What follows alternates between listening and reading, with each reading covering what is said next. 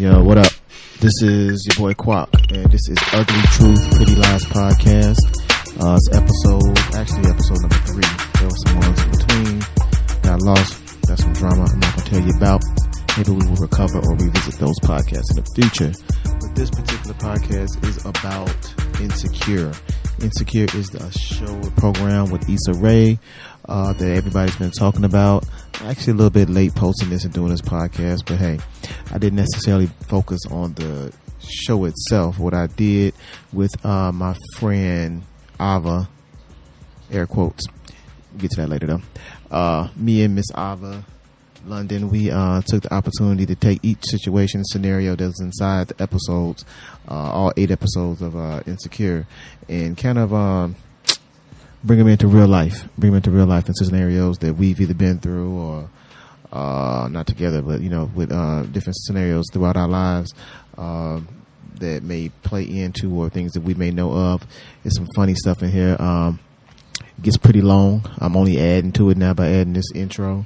It's about 2.5 hours. But hey, I had to get through it all. We had a lot of stories, a lot of chit chat, a lot of banter, a lot of things got outside of the necessary the show itself. But I don't know. Check it out. It's dope shit as usual. Make sure you share it, comment, do all those different things that other podcasts tell you to do. I ain't got it down yet. I'm gonna figure out all the stuff I'm supposed to be telling people. But either way, Ugly Truth, Pretty Lies podcast, episode 3, Insecure. All back.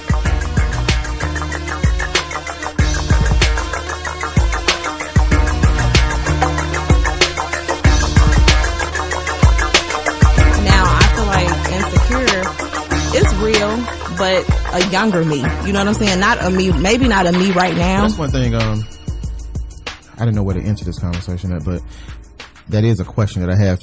It feels like the Insecure show is.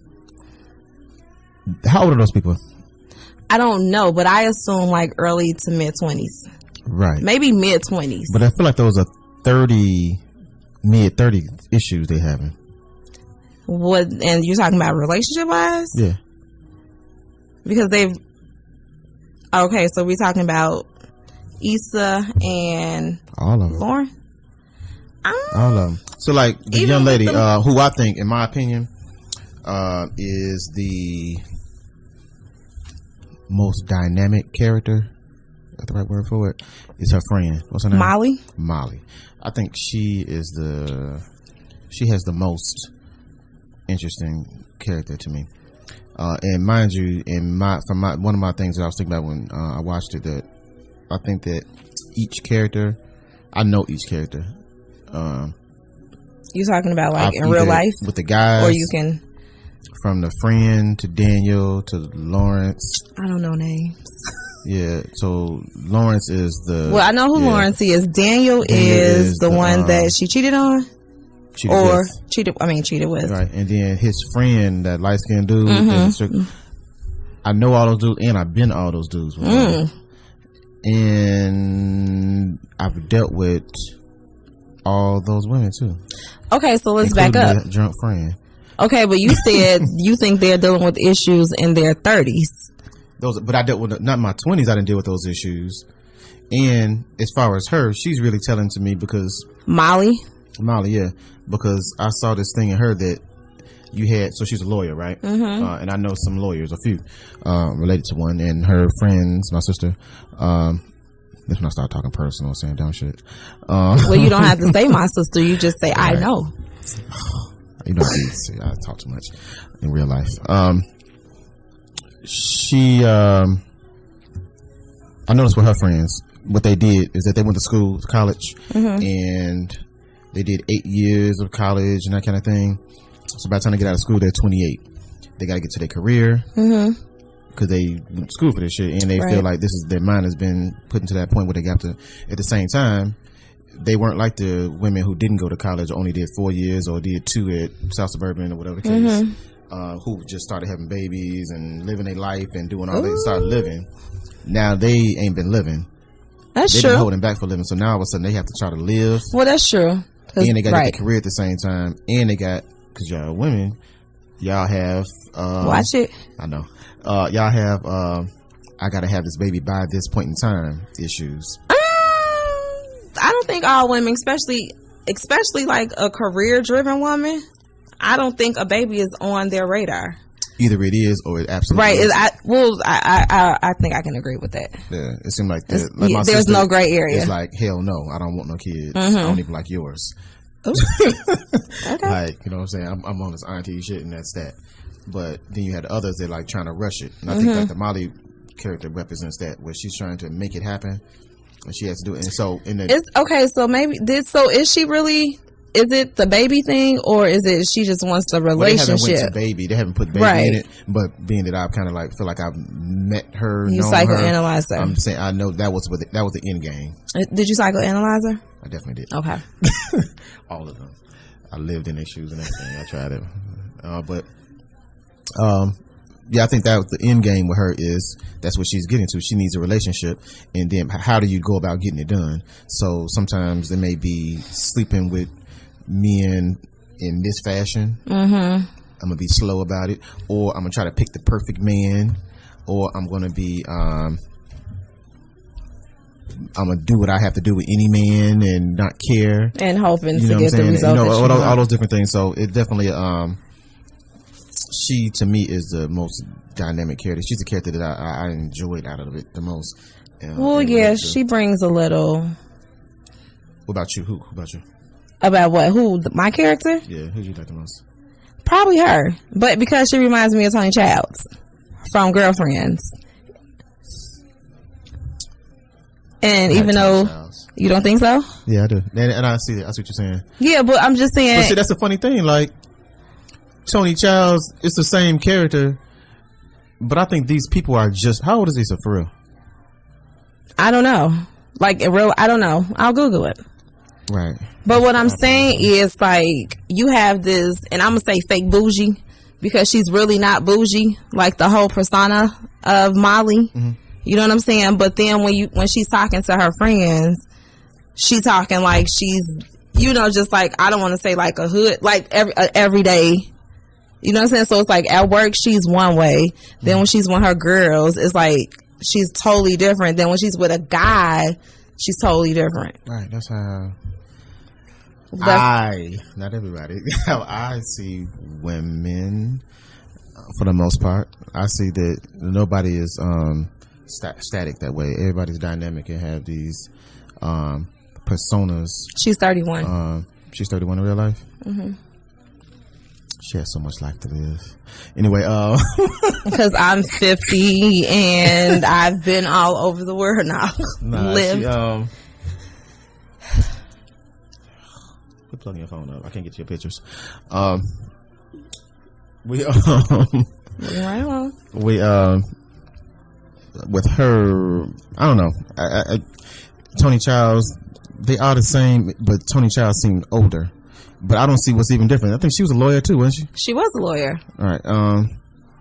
I feel like the only difference between... First of all, let me say, I'm a straight up G. I don't be sitting around watching these shows. I think you do. Do you watch Sex and the City too? You watch Sex and the City?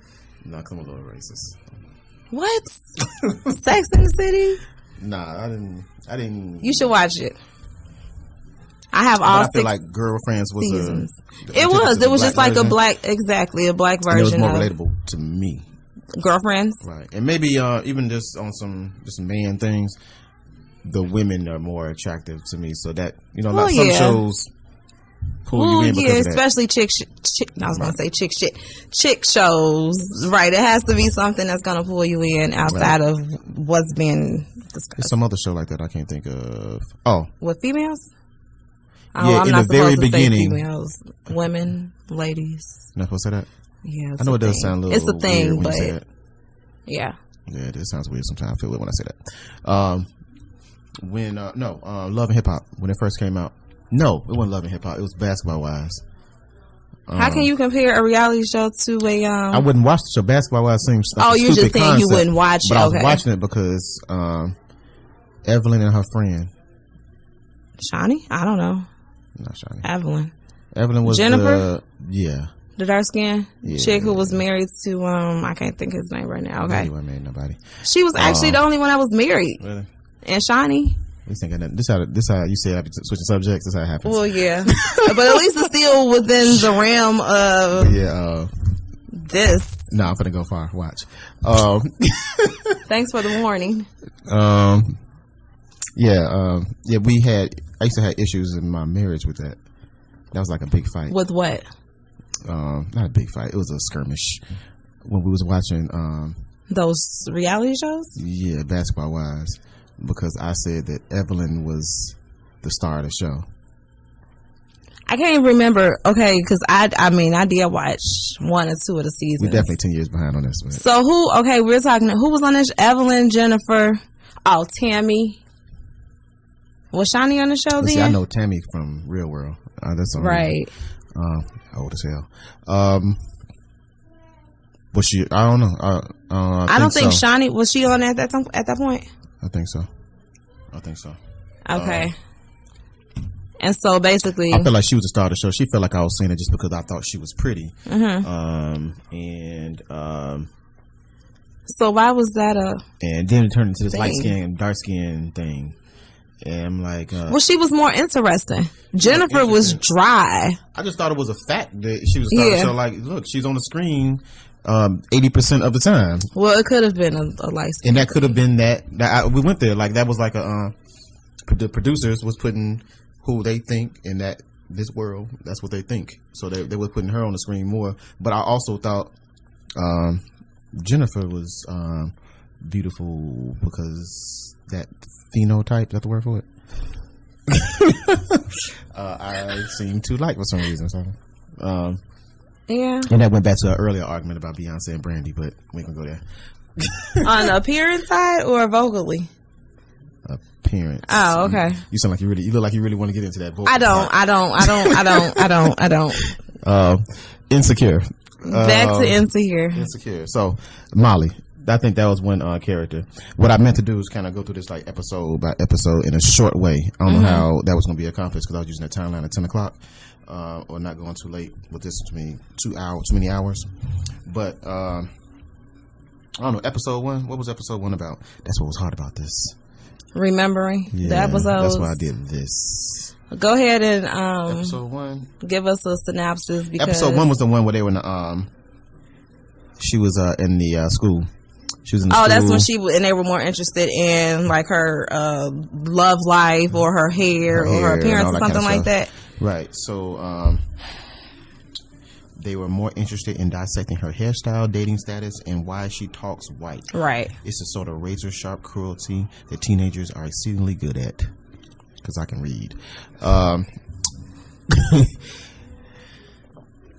Is this true? Do you find this in the workplace? I was going to direct this to you since you're corporate. That people are more interested in like. Do you find hair issues in your job? Definitely, it's always a topic of discussion. If you have a hairstyle that's out of the norm. So, for instance, one of my supervisors, she was natural. So she would wear her hair in a natural state. So of course, everyone, basically it's like I don't want to say like it's an attention getter but it's a conversation. It's a conversational. They want to touch your hair. Well, yes, it comes. Or how did you get your hair like that? Can I touch it? How long does it take you to do your hair like that? Things of that nature. Whereas I'm natural, but I don't wear my hair in its natural state. I just, I wear it straight. So what does that mean? When you say you're natural means you don't perm it. No relaxer, no perm, no like none of that. No chemicals. How do you make it straight? You blow dry it, and then you flat iron it. Okay. It's a fucking hair show. No, but I'm just saying. But my whole point is because I don't look different. You know what I'm saying? From everyone else. Really okay. So I really don't have those questions. Is that conforming? Me wearing my hair in a natural state? Not in a natural state? Yeah. No, for me, I don't care to wear my hair in a natural state. Honestly, I don't like how I look with my hair natural. I like to look polished, and I feel like I don't look polished with my hair all over my head. Now, it also, I know, like with the natural hairstyles or whatever, you know, you have to play with products and, you know, whatever works for your hair and style it and do all that. I don't have the energy or the patience to do that. Right. You know what I'm saying? I need to be able to get my hair done, wrap it up at night, put my scarf on in the morning, take my scarf off, calm it down, and go. You should listen to the second episode. I'll get there. Some men think scarves stink. Anyway. Well, you have to wash your scarf. Some men are tired of this shit.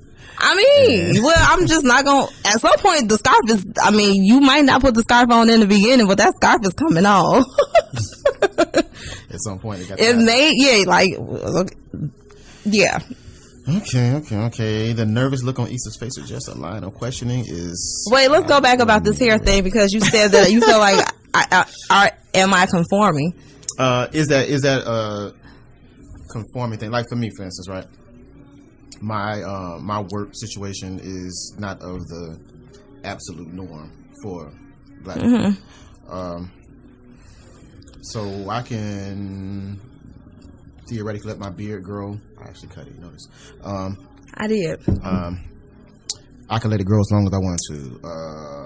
I could probably wear, I don't, but I probably could wear what I would like to wear. But maybe if I worked in more of a corporate place, maybe I would have to conform a little bit. Maybe I have to maybe I would like to have my beard. Maybe I was wanting to be. Is conform the word though? That definitely has a negative connotation, I guess. Yeah, I don't like that. But what's the other word to use? I mean, there are standards, like professional. I don't like that though, because it's like you have to do this. Like, we're getting too quick because we're going to get to okay. Molly's work friend. Right. Okay. We're going to get to that point. Okay, that's episode 4 or something, right? Okay. But sometimes, in order to survive in a workplace, I mean, there are some. Yeah. I guess we can use conform. Yeah. But there are some things that you will have to conform to. Yeah. And it's, I don't know. Yeah, maybe it's not conform because I guess black women don't necessarily get ostracized for their hair. They just get singled out or something. It makes you more of an object to look at in the workplace than it is. Than it should and because more women, like, now there's like a I'm just gonna say epidemic, a phenom or whatever with like natural hair. So now it's become a thing, like especially like in the military, you can't wear certain styles. Oh, you never could. Well, I'm just saying, like, because I remember it being a thing, something about the lady with was it dreads or something?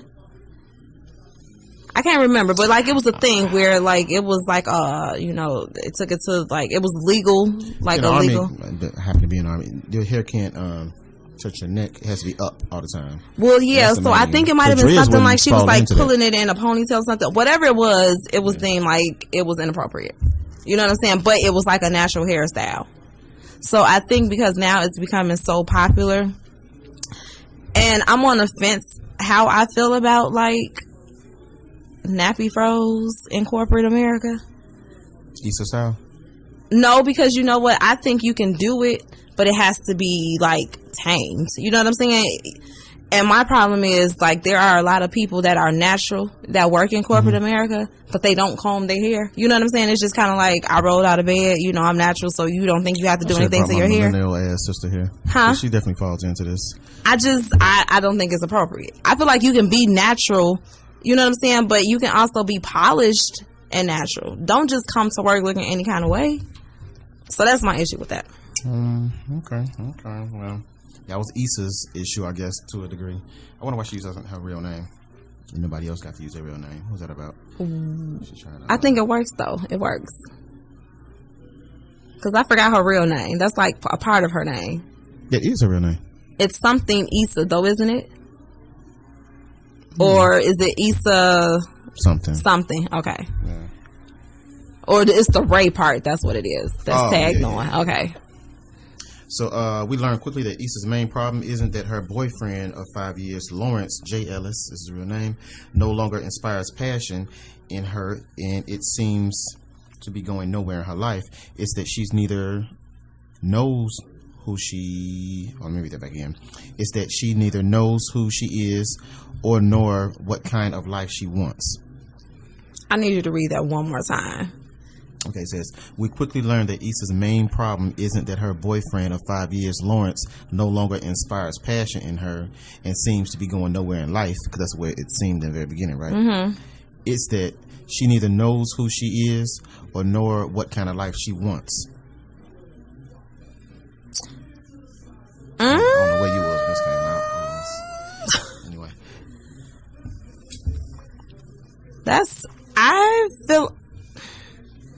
I think maybe can it be a combination of the two? But I think it probably has a lot to do with him.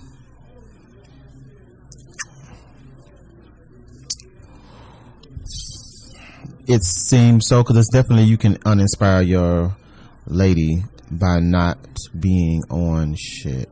Yeah, but then at the same time, do you look to your significant other for inspiration? Well, maybe what we,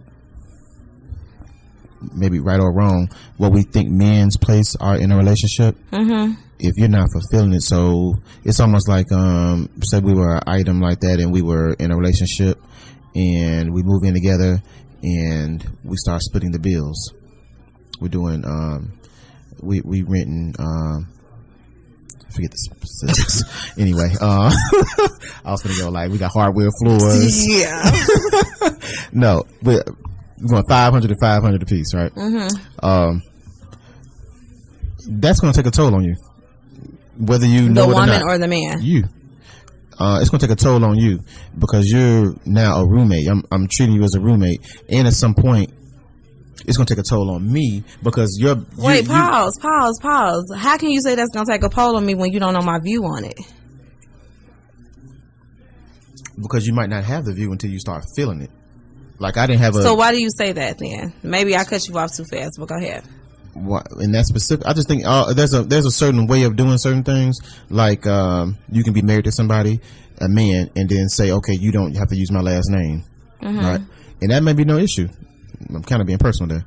You don't have to use my last name. Use my last name. But 2 years down the line, when you are, when I hear you actually living life without my last name, it's like, wait a minute, are you married or not? When I notice you only use my married name when you want to prove a point. Okay. But then you go back. So what didn't mean anything to me in the beginning, as life moved forward, I start to feel it more than I just know it. So I think like in that situation with the roommate, I call the it roommate. But with your woman, you're treating her like a roommate. You're splitting bills, or you're not able to pay the rent at all. You're like, hey, baby, can you kick in, all that kind of stuff.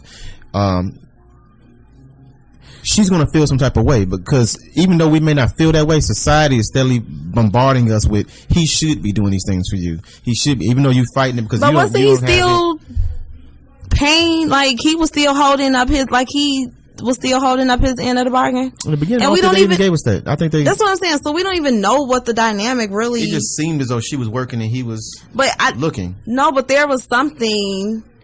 Because I'm probably going too fast. But before he got the job, episode in 30 minutes. Huh? No, we still in the first episode in 30 minutes. No, but what I'm going to say is before he got the job at Best Buy, I feel like it was something that was said that made me believe like, okay, my funds are dwindling down. So no, I feel like he was, how would I say it? He seemed to be not holding up his end of the relationship financially. Right. So that's what I was saying. Like, I feel like at some point there was something that was said that led me to believe like, okay, I have to do something. I have to get a job because my funds are dwindling down. So Blood I don't. Next door. Huh? Blood next door. Blood next door. Yeah. What that mean? The dude I like. Dude, his neighbor, the Blood. He was like, he kept saying boo, and he was talking to, he made his daughter say, boo instead of school, or whatever the hell he said. You remember that part? No. What episode was this? What episode was He went outside, and his neighbor was next door, outside, and he was a Blood. Do you know they lived in a Blood neighborhood? Remember they kept calling the couch a bouch? Yeah. Right. You remember that funny ass part? Maybe. I don't know. That shit had me dying. But no, yeah, he was giving him lessons on, or like telling him, like, bro, blood, you need to get your shit together. Maybe I need to go back. What episode was that? It was one early second. Okay. On the second episode. I might have fell asleep on that one. But I think it had like the financial standpoint or the aspect of it definitely had something to do with it, because it was like you're limited to what you can do or what he can do. But I didn't get the sense that he wasn't contributing to the household.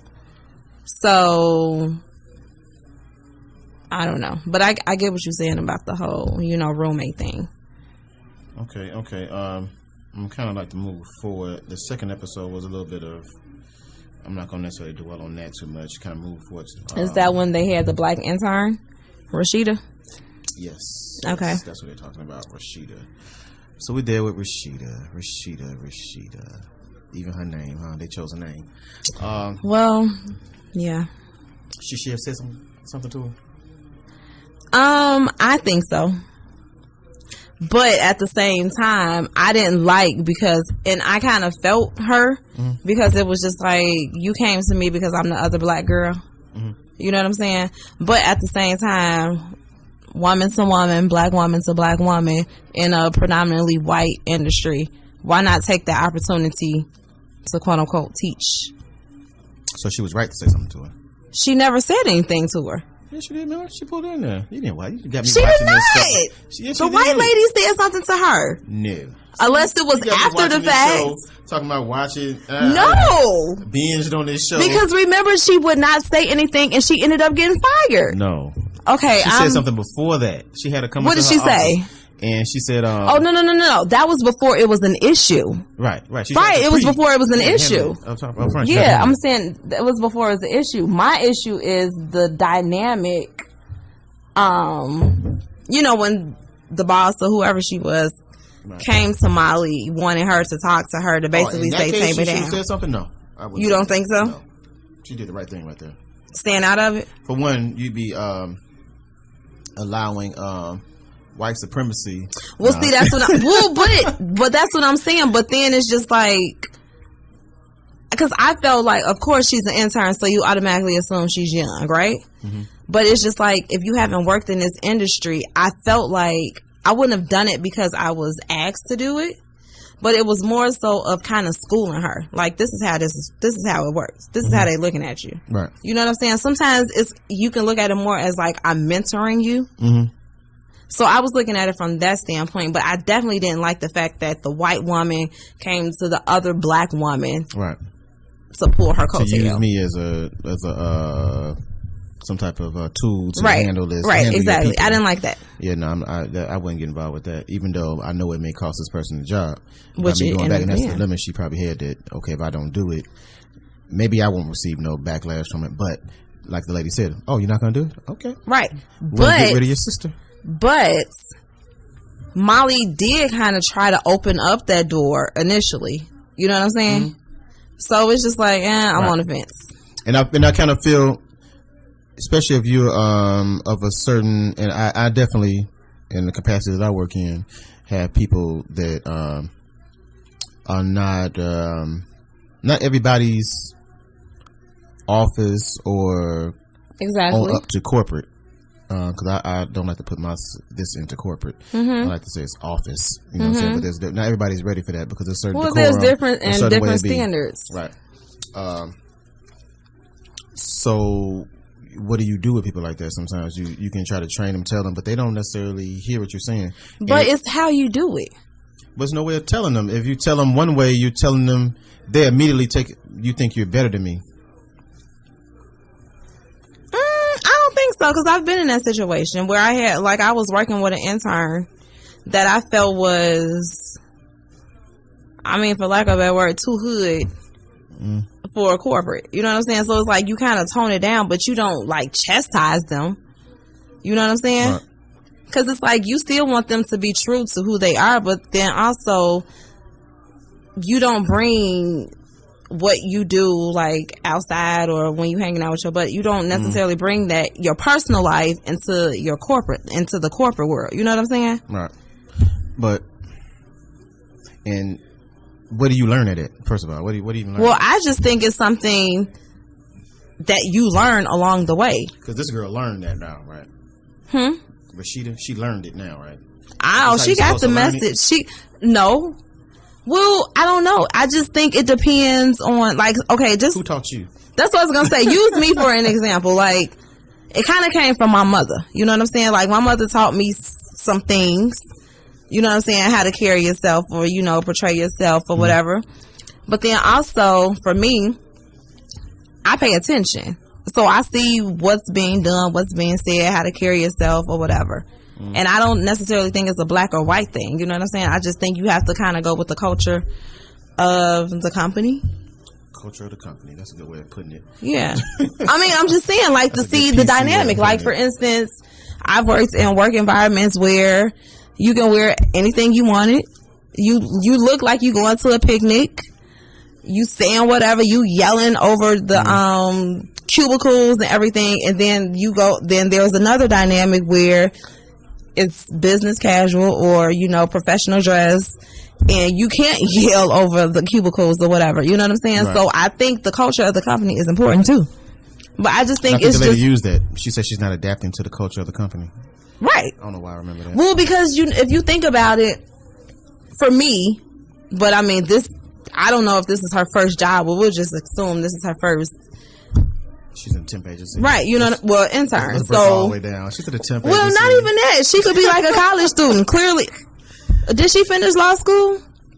I can't remember if she finished law school. When they went there. But I'm just going to say, we're just going to assume she's a stint. Okay. She is from a temp agency. I was just going to say, so we'll assume she's a student, right? So she hasn't worked in corporate America. She's probably all had like retail, restaurant type jobs or whatever. You know what I'm saying? So this is her first quote unquote real job. I'm judging. Well, but it's the reality because I was green. You know what I'm saying? I was wet behind the ears before. Right. So that's what I'm saying. So she didn't really know how to adapt. She didn't know that she couldn't go in there and be like, yeah, girl, what's up, and being all out. Maybe she didn't know that wasn't appropriate. Or maybe she did and did not care, but she wasn't able to adapt because you still was just the same OG. So is this a black problem? White people have to go through this? Yeah, but I think white people probably get more passes because they speak the same language as other white people. We don't speak the same language as white people. Oh, okay. So it's like they can understand her. You know what I'm saying? Yeah. More than they like, can understand. For instance. And not to cut you off, but I feel like in that one scene when she was like in the break room and she was putting on a show and they was like it's all I feel like how you can get caught into that. You think that I see people do that in my work environment where they can be pulled into thinking that's the way they should be. You can sister girl somebody into sister girl. I work with mostly women. Sister girl. So I see women pull a sister girl on each other like girl, and then get the other person like, oh, we girlfriends, and they get loose. Yeah, but with the white people, it doesn't work like that because my sister girl does not translate to sister girl to the white girl. Right. You know what I'm saying? That's what she didn't know. I don't think she knew that because I feel like she was naive, or maybe she just didn't care. So do white people have to have two personalities? I think white people have two personalities. Well, no, technically no. Because white people speak. Well, we do, but I'm saying white people speak white people language. Black people don't speak white people language. So they don't have a black voice. No, they got a wasted voice. You know what I'm saying? So we got a black voice and a white voice. We definitely do, and we do it subconsciously. Okay, you don't agree or disagree? I agree. We have one. This podcast, I learned it. Black people have two voices. White people only have one. The last one I learned that our age group owns hip hop. Okay. We do. Okay. I've been running that around. Everybody agrees, by the way. Oh yeah, it's a fact. Okay. What else happened in episode 3?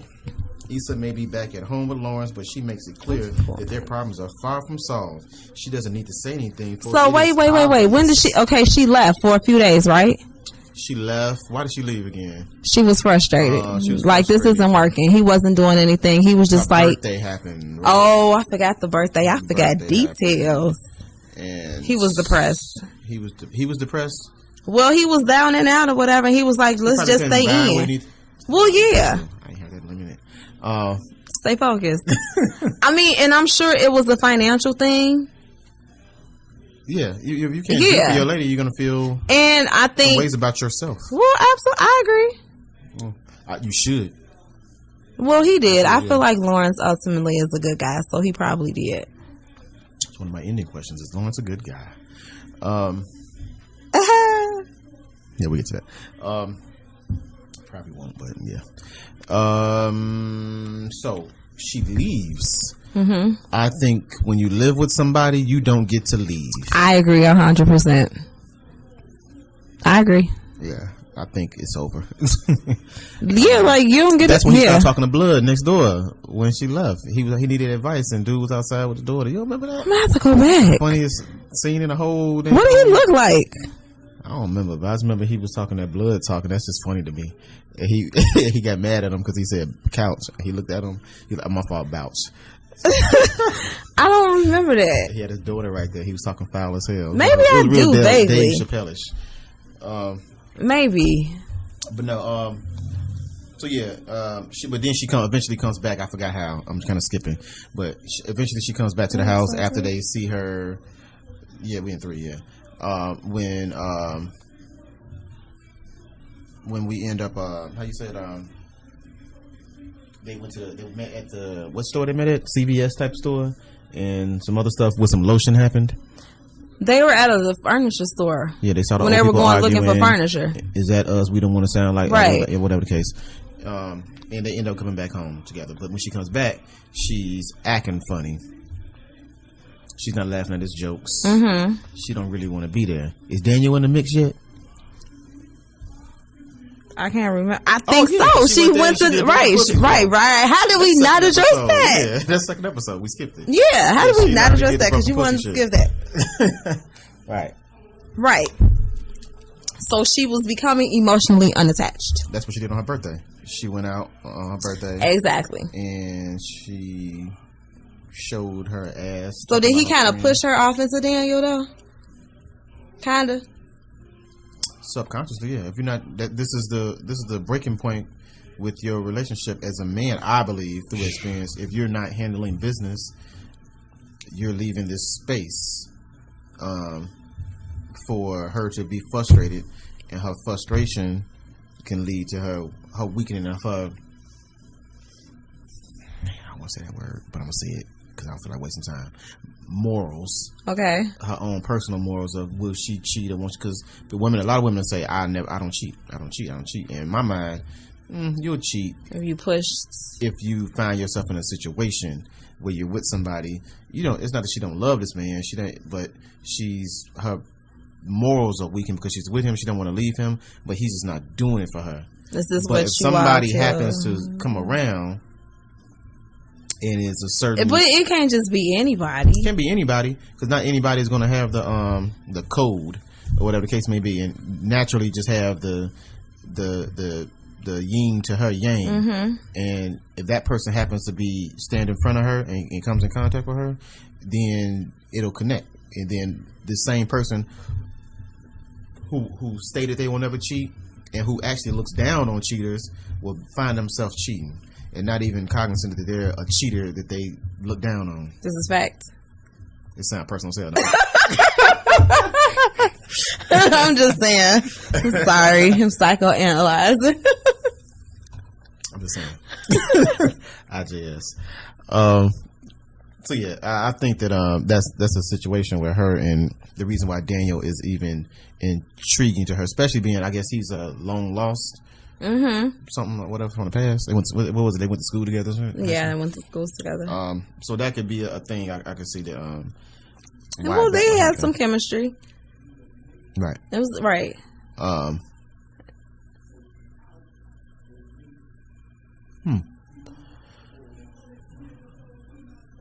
Lawrence and from a female perspective, Lawrence and Daniel, how do you compare those two guys? In terms of what? Looks, finance, whatever a woman's appeal.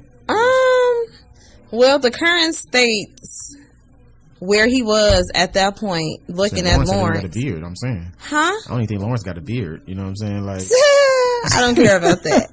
But I'm just saying, like, of course, Daniel will probably be more attractive. I will probably be more attractive to Daniel because he appears to have everything together. Easy on the eyes. You know what I'm saying? They have some same interests. You know, they have a little bit of a history. And then, you know, Lawrence, even though he may be attractive, but it's just like you kind of just not doing anything with your life right now.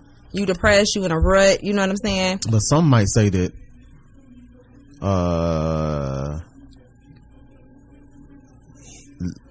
Lawrence is obviously, we're assuming a college graduate, which me being not a college graduate, not at least a 4-year college graduate, I can't put that much, weight on that. But society says he's a college graduate. He may not be in a job right now, but he may go from a zero job to an $80,000 job. But when you've been dealing with his, I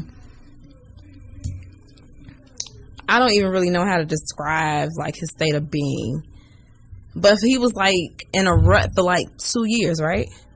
What was he writing a book or something? And he was he was making an app. App. That's what it was. The app. Yeah. You know what I'm saying? So it was just like, of course, he probably ended up being depressed. So we're thinking about potential here, right? Well, I'm just looking at the big picture. Do women look at potential? 20-year-olds probably look at the potential, not a 30, almost 40-year-old looking at potential. Okay. Like, yeah. Notes. I'm not looking, like me right now, no, I'm not looking for potential. I'm sorry. Okay. I can't take on charity cases. Right. So, but the thing is, what you said about Daniel, so Daniel has a studio probably, so that means he has some. Right, it just appears that he has everything together, and he may not. Is this potential? This is what it is, unless he gets lucky. What do you mean?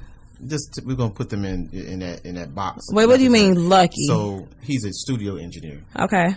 So his with some artistry type of stuff. Mm-hmm. So artistry stuff, there's chances that you're taking with this. It may not work out. You may just be recording Lil Uzi, Lil Yachty's for the rest of your life, and having to deal with that. And none of them even blow up. You just taking little boys' monies. You know what I'm saying? In studios. Maybe doing that for next till it plays out. Whereas this other person, during them 10 years that he was recording and hoping that somebody blows up and he can put together some executive produce somebody's album and all that kind of stuff, during those years where he's doing that, the other guy would have been working on a career. Slow. He went from 30,000 to 40, 35 to 40, and during $40,000 he couldn't make it. And then at some point 5 years later he switched jobs and now he had 80, and so he has his app sales and all of a sudden. So that's why I use potential. But in that moment, none of that matters, because at that moment Daniel is giving her something that she's not getting at home from Lawrence, right? That's it.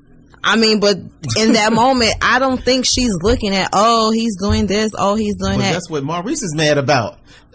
I'm using names. I don't even read those comments, so I don't even know. But that's why he says she wrong. Because what? She's slutting around. But I'm not. No, it happened. She didn't set out and say, "Hey, I'm gonna go sleep with Daniel." It didn't do that. But this is how it happens. But true, it does. But typically what I'm saying is when women cheat, if they cheat, it's because they're lacking something, right? Or they've reached their breaking point and it's just like, whatever. If they're just the women, you said the word women? Women? When women cheat, yes. I said if they cheat. If women cheat, or whatever case. Because it's the fact that they don't. And hoes cheat because they hoes. We're not gonna do the whole women. We're not gonna do that. We're talking about women. We're talking about women. So these ladies in this program seem to, I don't know about Molly, but she's a little loose. She's a little loose. With no judging. Lady, she's just confused. She's really insecure. Yes, that's what I think the show is about her. She's really insecure. The other one's confused. She's insecure as shit. I really can't figure out what she's like, her insecurities though, aside of anything relating to work. She took the approach that I'm going to go to school, I'm going to dress this way, I'm going to speak this way. Yeah, I got this voice, but I'm going to use this voice. I did everything in life the way I thought it was supposed to be done. And where's my husband? I'm supposed to have kids Issa? now. No. Molly? Where's my kid? Oh yeah, I was saying Issa. I get Molly's insecurities. Insecure about? That's what I'm saying. It's outside of work. I'm not sure I know what she's insecure about. I don't know what she's insecure about outside of work. What could she be insecure about? I think she's insecure about her friend Molly. What does that have to do with her? Sometimes you're competing with your friends. You think that's what it is? By mistake. Competing with a hoe? I mean, not a hoe. Competing with a I shouldn't even call her promiscuous. A free-spirited woman? No doubt. How many men did she sleep with in the show? 2. How many women did Issa sleep with? 2. I said women again. Men. 2. They both slept with the same amount of people. It's all, but look at Molly's whole how she kinds of what was the guy Jadina? Remember his character? How she just kind of like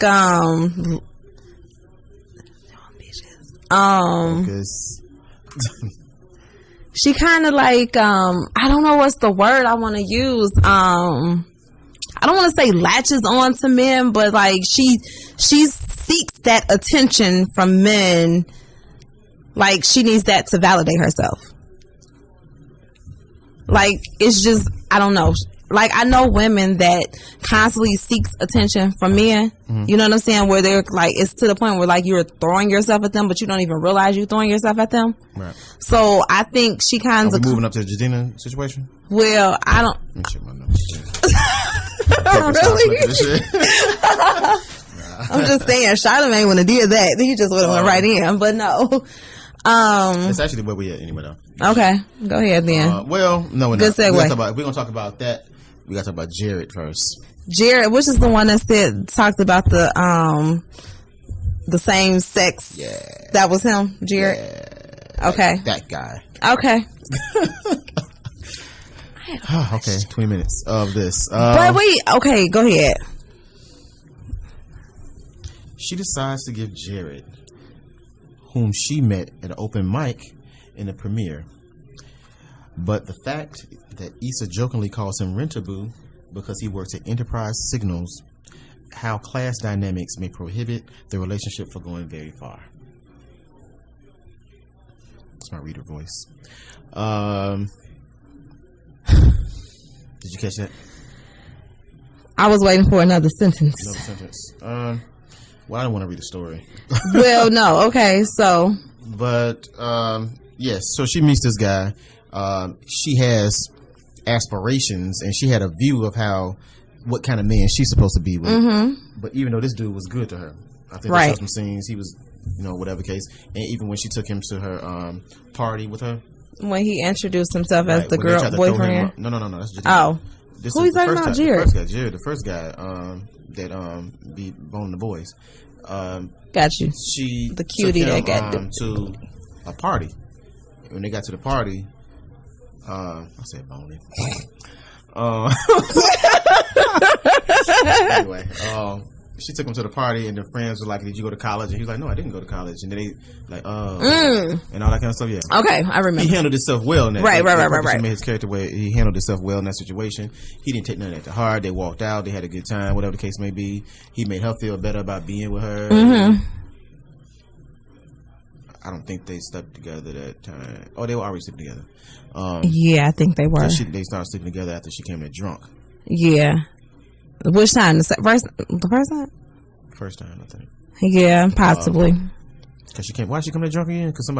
Cause she wanted to apologize after he. Dude, right? So dude did come first, then.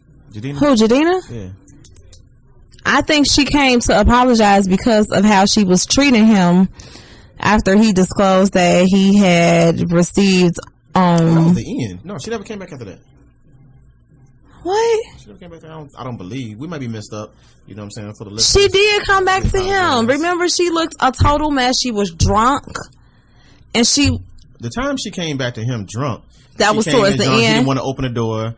That was towards the beginning because then that's when he let in. He didn't. Then he fixed some cereal in the morning and all that crazy stuff. And then he ended up. I'm using my words today. Ended up jamming on the wall. Jamming her.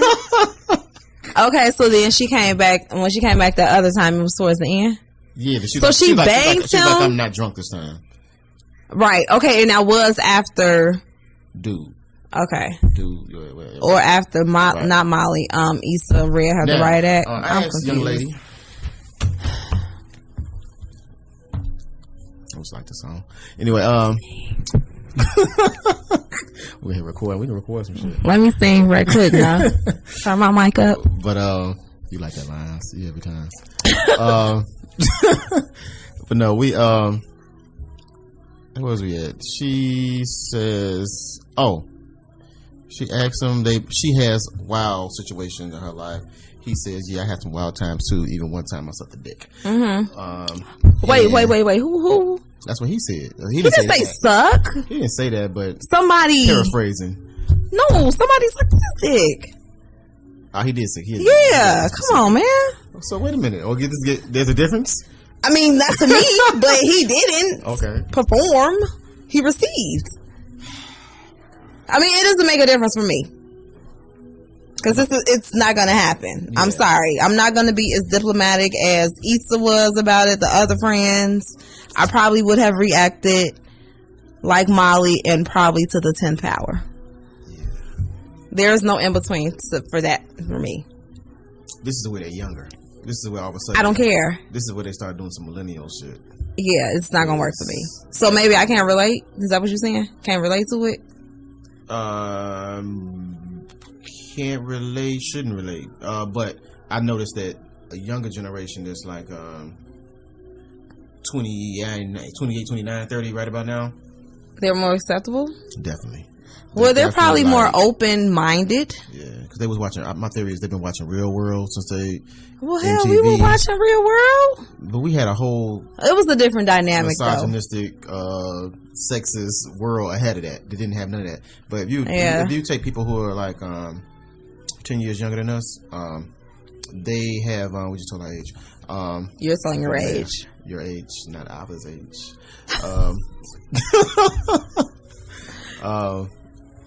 They when they start paying attention and media start getting to them and it starts sinking in, every show was included with somebody with a gay person on the show. You know, it's at the point in time when MTV stopped showing videos, they started having Real World. They saw Real World's Pedro. I remember a lot of dumb shit. Yeah, I don't remember. I have a hard drive. I just don't have no RAM. I told my brother I have no RAM. I got a hard drive and my processor is off the chain. But we let's see, no RAM. This is a RAM right here. My random access memory just lost me. You have to write it down.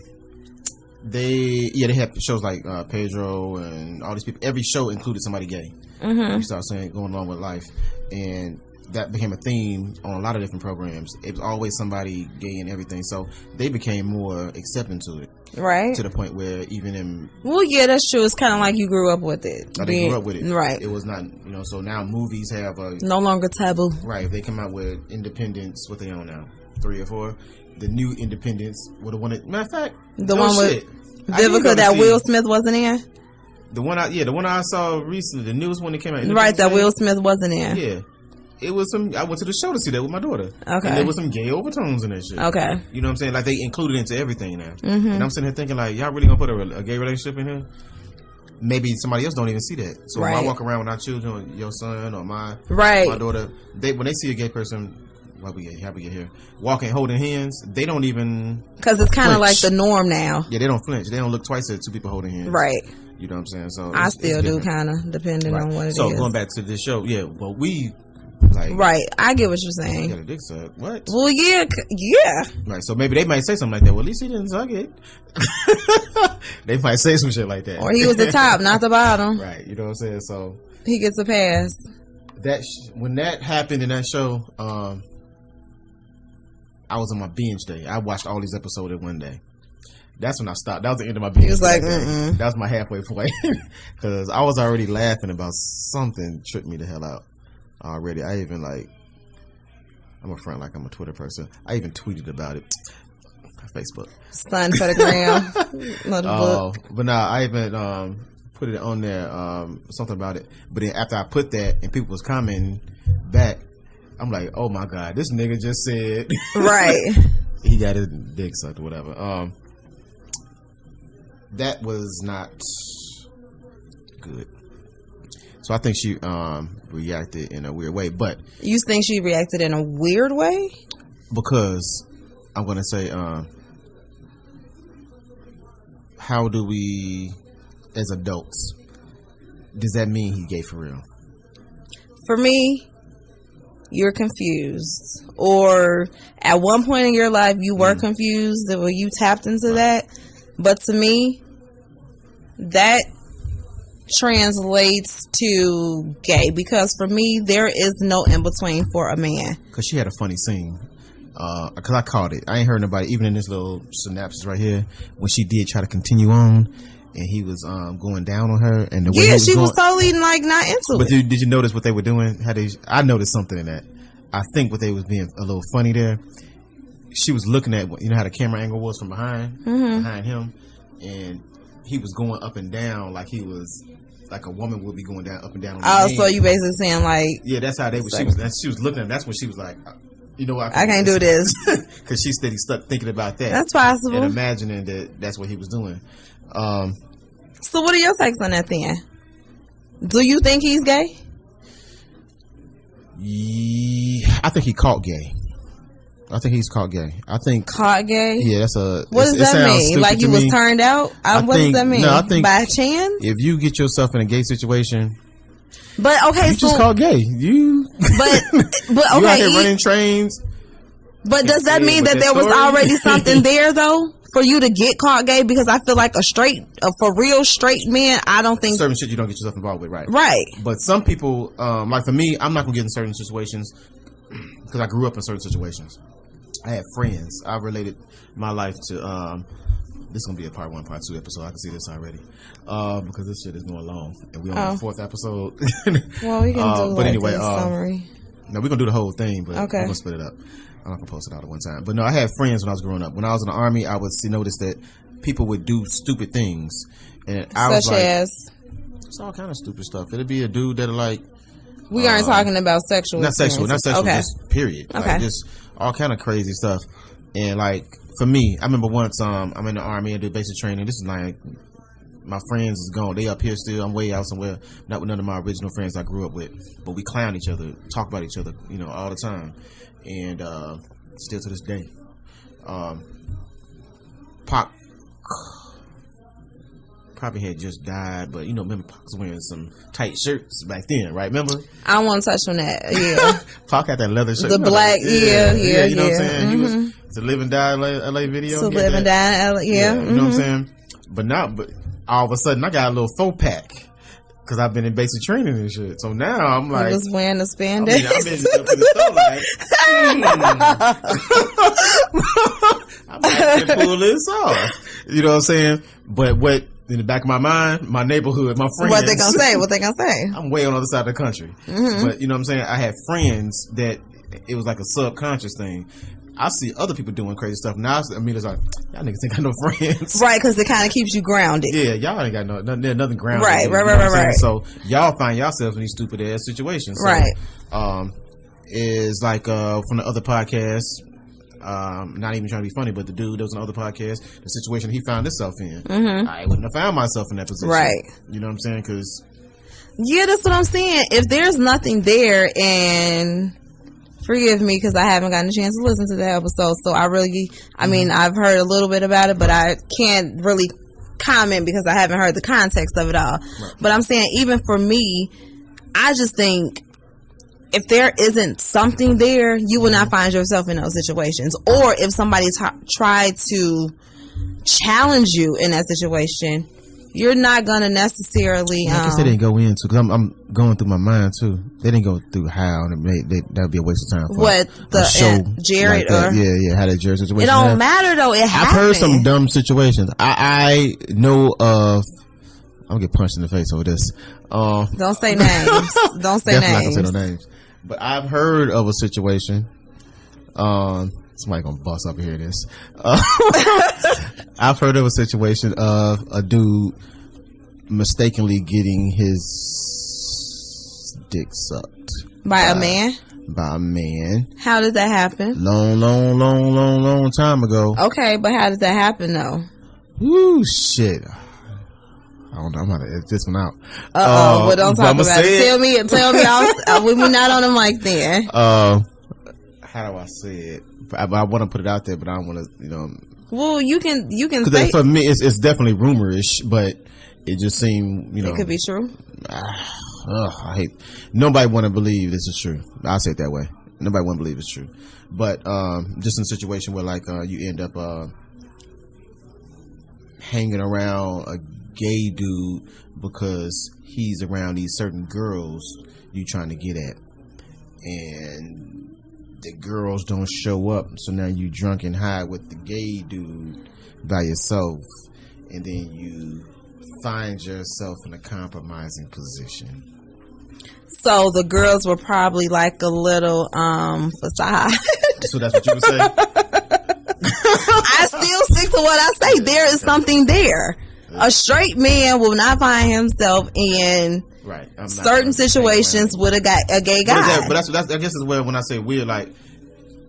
And if so, you're gonna leave. You're uncomfortable. Like, yeah. So I'd be like, okay, I came here for the chicks, but I'm not gonna stay with you because you're gay. I'm out. Well, I don't even think that's kind of wrong, right? But I don't even necessarily think it's because you're gay. I'm uncomfortable. We don't like the same thing. Mm-hmm. You know what I'm saying? You like men. Well, obviously we cool because we cool, right? But I did this to somebody. Now think about it. When I was I lived in Texas. I had my girl. Her best friend was a guy. Back then, he was gay. My gaydar wasn't up. Okay. She probably knew something because I remember once when me and her got into it. I was like, "Bro, take me home." She's like, "Go home with your boyfriend." She said that shit. Spitting. She said that, and I'm like, I didn't even think nothing of it. I leave Texas, I'll come back. Yeah, he was like a mama's boy, but he was cool. He was all into music. They kind of put me into music because we used to have these. I was on my West Coast shit. Side note, I was on my super gangster rap music. They was listening to Mobb Deep and Raekwon, all that kind of shit. And they kind of put me up on that because I'm like, they call my music gangster. I'm like, that's gangster music too. So we got cool off of music. And like me and him, I used to be with him a lot, riding around in cars, and like I remember throwing his Bush Baby CD out the car. That was our thing. Like, your shit trash, and I throw his shit out the window, and then he threw my Fifth Ward Boys out the window. So you had a gay best friend. Unbeknownst to me, that's the right word for that. Unbeknownst to me. So years later, MySpace days, 10 years later, some shit like that.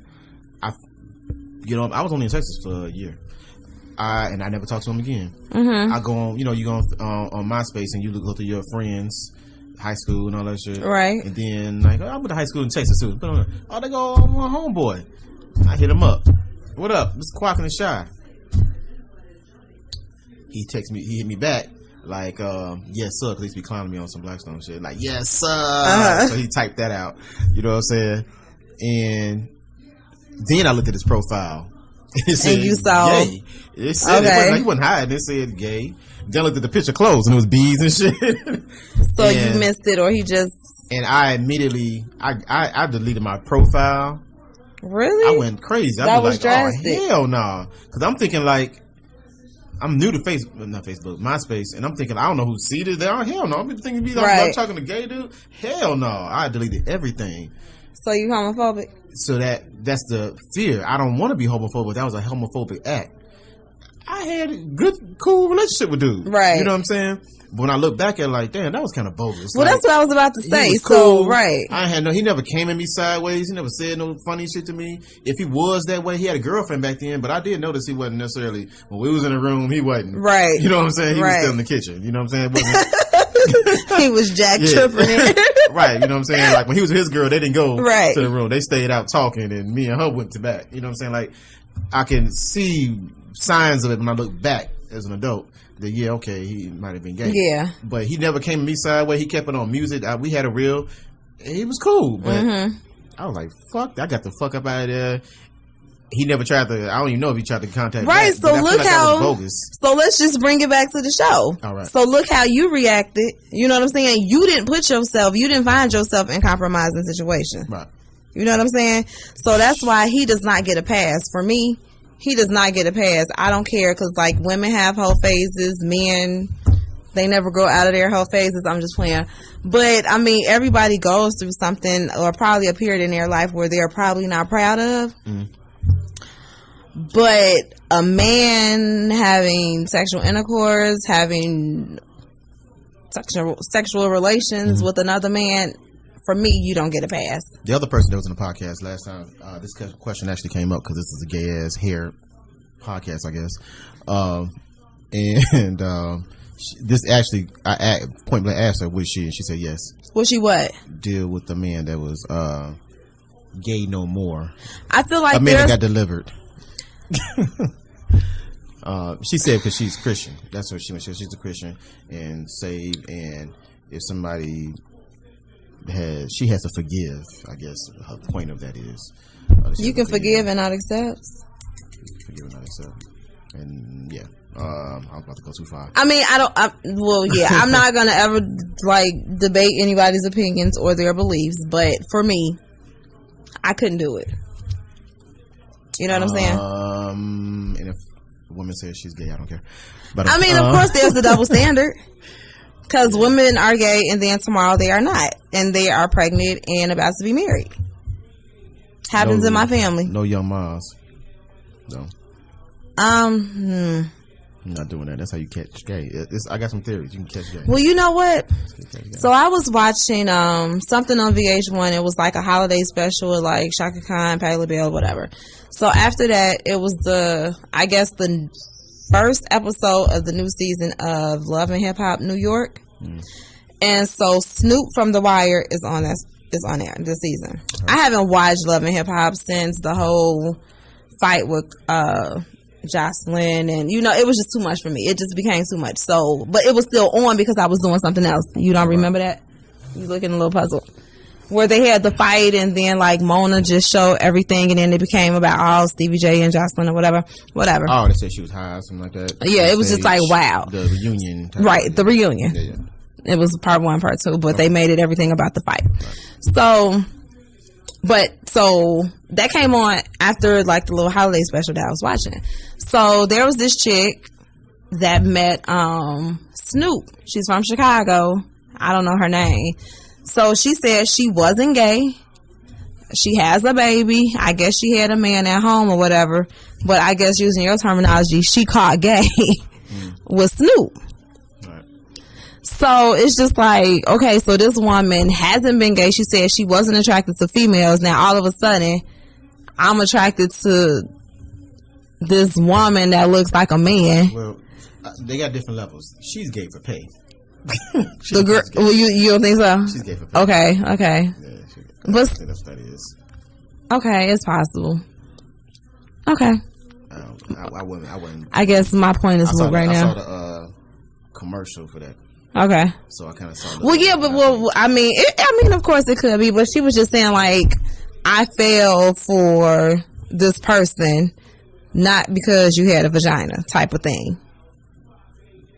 You know what I'm saying? Like, I'm attracted to you. You halfway attractive. She was being funny. Like, you cool. I like your personality. That type of thing. But even still, for me, We gonna just take the part out about it being a reality show. Hold on, let's get back to okay. No. Because we're getting too into this. But let me ask you this question. On that right there, because something just crossed my mind. As a woman, Snoop isn't attractive. As a man, is she attractive? First of all, I don't want a woman that looks like a man. I'm just gonna go for a man. You know what I'm saying? Like, yeah, but even as a man, no, she's not attractive to me. Yeah, she's not attractive man either. She don't. She's not attractive. Period. I mean, I think she looks better as a woman. But she done a rap before? She pulled up.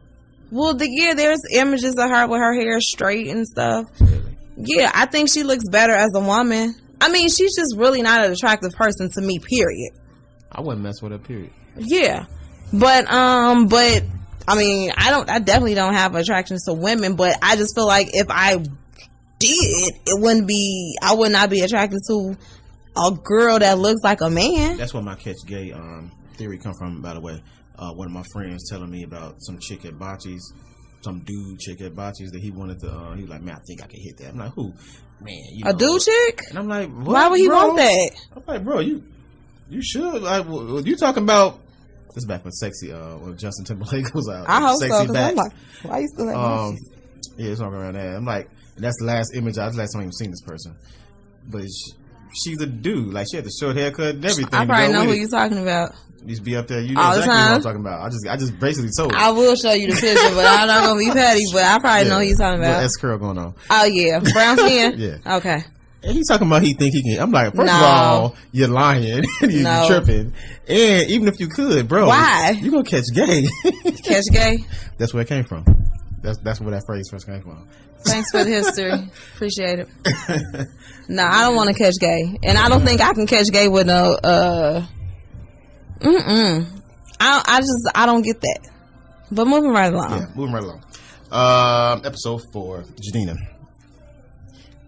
I never knew how to pronounce her name, by the way, to you. Jadina. How you feel like Jadina as music? I kind of like him. I like his image. Like his African, what's the word? What's the name of the song? Song? Classic Man. Yeah, Classic Man. Sound like a classic man on the boat. Moving right along. We're not even gonna go into this. Moving right along. That was one of the jokes I heard. So yeah, she was a thirst bucket. I think she was definitely a thirst bucket. I definitely think he handled the situation as he should have, because he was I think he was upfront. But the only thing that I didn't like was the whole, oh, I'm her guy, whatever. You know, like when he introduced, they were at like the little party or someplace. Mm-hmm. Remember she asked him like, okay, so he introduced himself as like the boyfriend or whatever. I didn't like that part. He didn't introduce himself as, they asked him that, and he just didn't say no. He didn't want to embarrass us. He said, yeah, he agreed. Okay, yeah. Okay, affirmative, yes. So you're saying he didn't offer that information? He didn't offer the information. The new Let me see your notes. The new boyfriend. I think I had a okay, yeah, but he didn't. He was like, yes, before she got ready to say no, because he felt like. Yeah, but I felt like he shouldn't have said anything. I understand the reasoning behind it. I've been in this guy's shoes before. Okay. Teach. So you come across a young lady, and obviously how they met, right? Remember how they met? Remember? They were at the bar or something? No. Okay. She stopped dealing with gay boy. Ooh, that was wrong. That's what he is. It's my pocket. I mean, that's what he is. Let's just call a spade. She stopped messing with him not because of that. She stopped messing with him because she finally got accepted to that app of corporate Tinder type app. She was trying to get a part of. You went into him. It was an app that she wanted to be a part of, and it was like a corporate kind of Tinder. And she was steady she did this for a while, like telling her girl, like, yeah, I want to try to get. And she I remember. When she got accepted, she didn't have time for him no more. Right. She got some dates online. So she goes, she meets him, and because of he's on this app, so that means he's supposed to be somebody. So right. She threw him the box. Okay, right. And he played the part. Right. So she came. She was already open before she came in there. All he had to do was fill the space. Right. Okay, I got it now. Right. Because it says when Chris Slater shows up at the engagement party, he doesn't contradict one of Molly's co-workers who refers to him as her boyfriend. Molly's face lights up. This is exactly what she wants. An attractive partner who matches her success that can be shown off. Right. Exactly. This is what she's looking for. And she played herself. Congratulations. I mean, well, she did, though. So do you think she overreacted in that moment? When she got mad about it? Yeah. She wasn't being real with herself. That's what happened. She wasn't being real with herself. She wasn't being real with herself because she asked for everything that she got. That situation played out exactly how it was supposed to play out. I agree. And how it always plays out. Right, because I felt like if she would have relaxed, it might not have played that way. Right. You know what I'm saying? Like, you rushed that whole situation. You definitely jumped. That whole uncomfortable when they sleep together and it's like, oh, you can leave it. You can right. Like, you're doing too much. Yeah. This is like the first day we slept together. Yeah. Are you gonna clear out a drawer too? Right. That's a thing that can happen. Now, you think so? In real life? I think it happened. That messed up conversation happens all. That disconnected conversation happens in real life a lot. No. I'm saying how she reacted with the whole toothbrush and I'm gonna clean out a drawer. I mean, I might be making that up. But this is part of why I think it's like a different age group. Okay. Maybe I'm relating this too much to me. I'm putting myself because, like, in my situation, yeah, I got married off of some shit just like that. Yeah. You know what I'm saying? Just like, oh, this. You feeling this? I'm feeling this. Let's do this. So, you know what I'm saying? Like, I got married off something like that. And came back and spent the whole weekend. Like what I just You know what I'm saying? Right. Never left, went there Friday night and didn't leave till Sunday morning. Or Sunday night type of stuff. You know what I'm saying? It didn't work out, by the way. But later on in life, it's a little bit more. Now I know that's not how it's done. Mm-hmm. You can't just go off this initial just feeling because this felt great or whatever the case. You can't just do it that way, at least in my opinion. There's a different process to it, or there is a process, not just going off the emotion of it or the desire of it. Mm-hmm. And I think that's what she was doing. So I think that was one of the You think realest so? Or things. is it just like she wanted that so bad because he fits? He fits. It didn't matter who it was. So it just happened to be him. It happened to be him. Right. It didn't matter who showed up on that app. Right. It just happened to be him. Right. And he just happened to be attractive. As a guy, you can almost sense that. You almost know that. Because you know what I'm saying? We getting shot down and women are being elusive all over the place. Shots fired. You know what I'm saying? They be elusive and they're not, you know what I'm saying? It's hard to kind of get this little contact all over the place. Yeah, you know what I'm saying? It may be hard to get in touch with people. So, in those situations, then it's somebody else that's like, I said hi and you want to what? Be married. Well, yeah, that's how basically it is. It's like, yeah, she just took it too far. Right. And so now I'm like, okay, how am I the one for this person? Or I'm the greatest thing, but for somebody else, I'm not the greatest thing.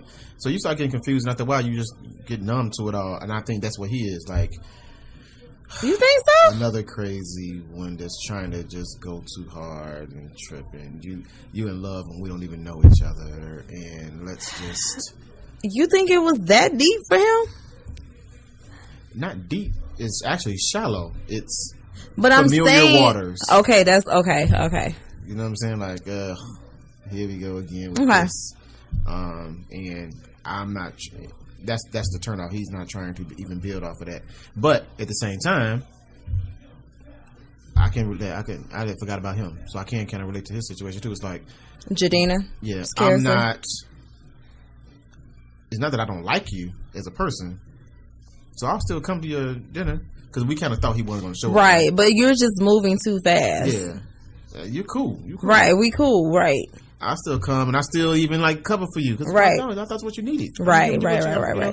But same time, you're moving too fast and you're tripping, and I'm not going that route with you. No, I agree. I agree. So she definitely played herself. Yeah, so I think that's a thing, and that's where the playing also hits a height because that draws her to getting drunk by herself and then going to gay boy's house. And let me just go back to Tony Childs because there was a situation that was almost identical to her character. I don't know. Did you used to watch? Figure out they stole the character? Is that what we figured out? Well, I don't know because Issa said that it's really based off of somebody she really knows. But I'm just saying, like, I don't know if you remember, but it was like John Sally had played on this episode, and you know he was tall and he was successful, and she was just basically like, "Let's get married" type of thing. Yeah. You know what I'm saying? It's just like, forget all this other stuff, preliminaries. You know, let's just rush into it. So on one hand, it's like you looking at it because like Tony Childs was successful. She was a lawyer. So is it like one of those things where what you said earlier, like they don't have the time, to really. They don't have time. So I think that what plays into that is the. I feel like I'm being specific to somebody. And I don't mean to be. I think you stay being specific. I'm not, but I am. It's like, but it's not just one person. It's like different people I know. I'm kind of all putting them together, but I can see how certain people listening to this may say, it's possible you're gonna get a lawsuit. A lawsuit. I'm telling their business. I'm gonna get blocked. No. I think no kids. Not married ever.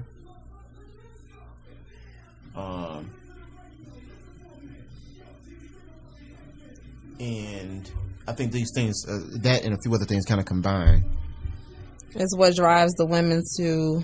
And that woman in those situations, varying situations, compared to another woman who may have children. For one woman who has, this is not supposed to be about that, but I guess it was supposed to be about that. The real life of these situations in here. The woman who does have children seems to be a little bit more busy. For one, her mind isn't just consumed on you that way. She's not, and although that can be irritating, it can also be what's needed.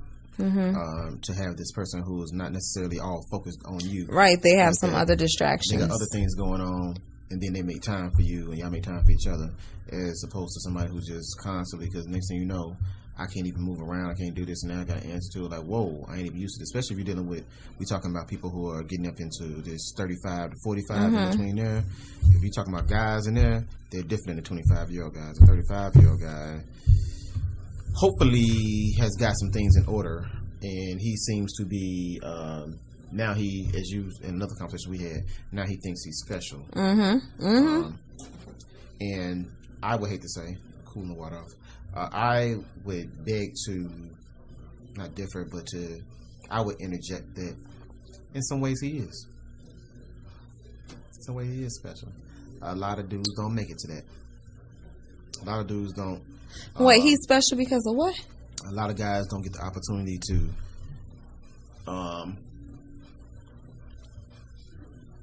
not get their lives so convoluted with a lot of other things that they don't make it to an age where they are fully matured. And that for men is like 35. Okay. Before men get there, they usually have blocked out them lives with so much. So now that he's made it to the peak, really, of being 35 to 40, and he's still able to be out and about. He's still free. He may have children, but he hasn't had a whole flock of children, maybe. He's still an eligible guy. A hot commodity, because that's kind of a rarity. He becomes a hot commodity. Right. You know what I'm saying? That's true. And you start to feel it. And on top of that, the world kind of opens up to this sense where I could date. So he's 35 to 40. Let's make him 38. I could date a 38-year-old. You can go up. Right. I can date a 58-year-old, 48-year-old. 58 was reaching. Yeah, you can reach. 48-year-old. That's a bit extreme. You know what I'm saying? Like, you can go like, and some of these niggas go to them extremes. He may date a 22-year-old. If you find the right one, first, if you're willing to buy Louis Vuittons and stuff, you can do all that. Edit. Or Jordan. Give me my bottle of wine. Number 4. I'm going for some fucking laugh.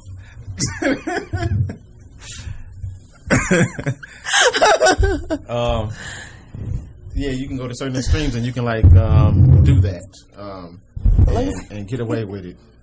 So yes, Mr. Jadina, his situation, she goes back, she sleeps with the dude, she ends up in a gay situation. All bad for that young lady. Hope she works it out. Moving on to episode 6.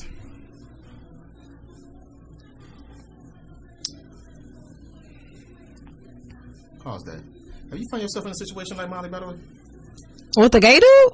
No, we off the gay shit. Oh. Into a guy that's not necessarily into you. Gonna find out. Well. Yeah, you've already committed something. What do you mean by committed something? Your vagina.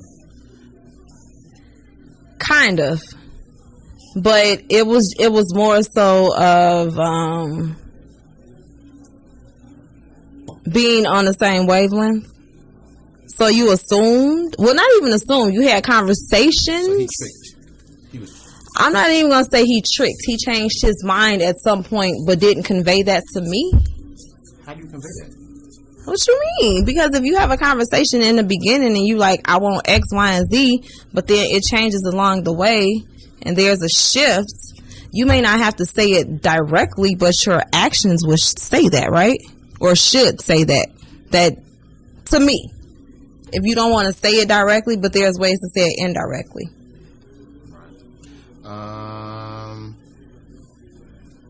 Okay. There's some things. So I've probably been in that situation maybe once. Maybe once in a possible. Maybe one. No, maybe once. Drinking different wines is always bad. It's dry? Ish. Yeah, it's not like the same. This is we need a steak. That's the Cooper sock? Yeah. I probably don't want Maybe that. if I started off with that one, it'd be okay. It'd have been alright. That was like the dessert wine. Yeah, because that one was like more bitter than that one. Going from sweeter to bitterer. Bitterer, that's maybe you need some water. Some coffee. No. So yeah, I think that my conversation is a little bit loose, ain't it? Nah. It's gonna get cut out. Because you have an image to uphold. No. I mean, as far as just the random structure of the conversation. Oh.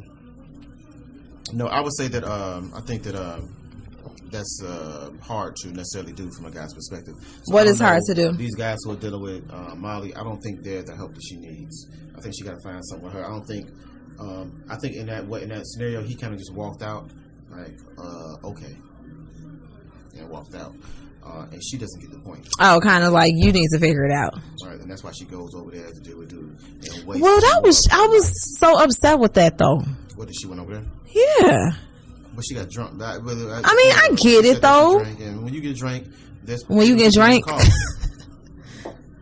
yeah. Make it pass sense. Yeah, there's some drunk phone calls. I mean, I'm not even going. I done probably drunk down and drunk text. But it was just so desperate, and like everything that she said, even though she wasn't trying to make it seem like it was awful, it came out as just like a shot. You know what I'm saying? It's unrealistic because I ain't never got a drunk call from a woman that I ain't never slept with before. They slept together though, right? No. They had slept together? They had slept together. I'm confused. I thought they together to the next morning after the cereal. When did the gay story come out? This was after? Remember, she stopped talking to him when he called her one day while he was at work. That was very early on. She was like, look here, I'm not looking for a relationship. But they had slept together. No, they had slept together yet. together. Yeah, they didn't sleep together till after that morning. After he revealed that he was a gay boy? She threw up on the couch. No. That was after they were having a good time together. Oh, okay. That's when they were opening up and right. being vulnerable. And shit, whatever. Okay. Yeah, they was having a good time. Okay. So yeah, she went over there and to go to somebody drunk. The drunk test is usually somebody you used to mess with. Well, you tend to say, okay, it depends. Like, if you feeling something, I'm coming from a woman's perspective. If you're feeling something for that person, and even if you haven't slept with them, it's possible that you can do that. Because I remember, this is like some years ago, but I remember I was dealing with somebody. It was my birthday. I was feeling real good. I had been probably dating this person for maybe like a couple months, and I was drunk, feeling good. And I texted him like, I love you. Like, I meant it, but I didn't mean to say that. Like, it was one of them, like, next day, it's like, why did I do that? That's funny. Yeah, you know what I'm saying? But, so, I don't think at that moment that was, like, far-fetched. Yeah, it was a little far-fetched. You think so? I don't know. I think for her to because I mean, I would have never gone. Because then she just go over his house. It looked like it was in the projects, too. Well, that's what I'm saying. You just popping up at somebody's house. That's definitely. She popped up. She didn't even call. Like, each time she just kept popping up. So I don't think that's, that's not realistic. His reluctance to have her come in, too, was a little bit. Yeah, because I was like, is it a gay boy? Right. Like, is gay boy over there? They said, yeah. Uh-huh. Maybe why he was so reluctant. Yeah. Because that was a little weird, like, yeah. I wasn't doing shit. He looking at her through the chain and everything. Like, you can't come in. Yeah. But no. Yeah. I don't know if that's really realistic. But, hey. No, I don't think that part is realistic. But I'm saying reaching out to someone, even if you haven't had, like, sex with that person. That's what I'm saying. What happened in episode 7? I didn't even print it out. Did you send it? I guess we're skipping at 8. What was episode 7? I think episode 7 probably sounds like, I don't know if because we didn't got off. It's funny how we're not really talking about Issa and Lawrence, because I feel like their dynamic is kind of boring. It's boring, but it kind of sent Facebook world up in a tizzy. Okay, so I'm sure episode 7 he's been working at Best Buy. He's been interacting with the Miss Bank Teller and all of that. Yeah, you Bank skipped Bay, it. As they call it. Bank Bay? Bank Bay. Right. Because she was throwing it at him, right? She hot? Yeah, I was kind of taking her. Bank Bay, yeah, she's that thing. So on his side, so we talked about Issa. Let's talk about Lawrence. Let's talk about this up. Lawrence and Issa. So we talked about Daniel, but with Bank Bay, now here you go. You have your woman, and I had a conversation with a young lady last night. She called me because I'm a counselor. I am. They call me Dr. Fields, F-E-E-L. Feel good. Feel, yeah, Dr. Phil. I can't get it fused. I got to copyright it.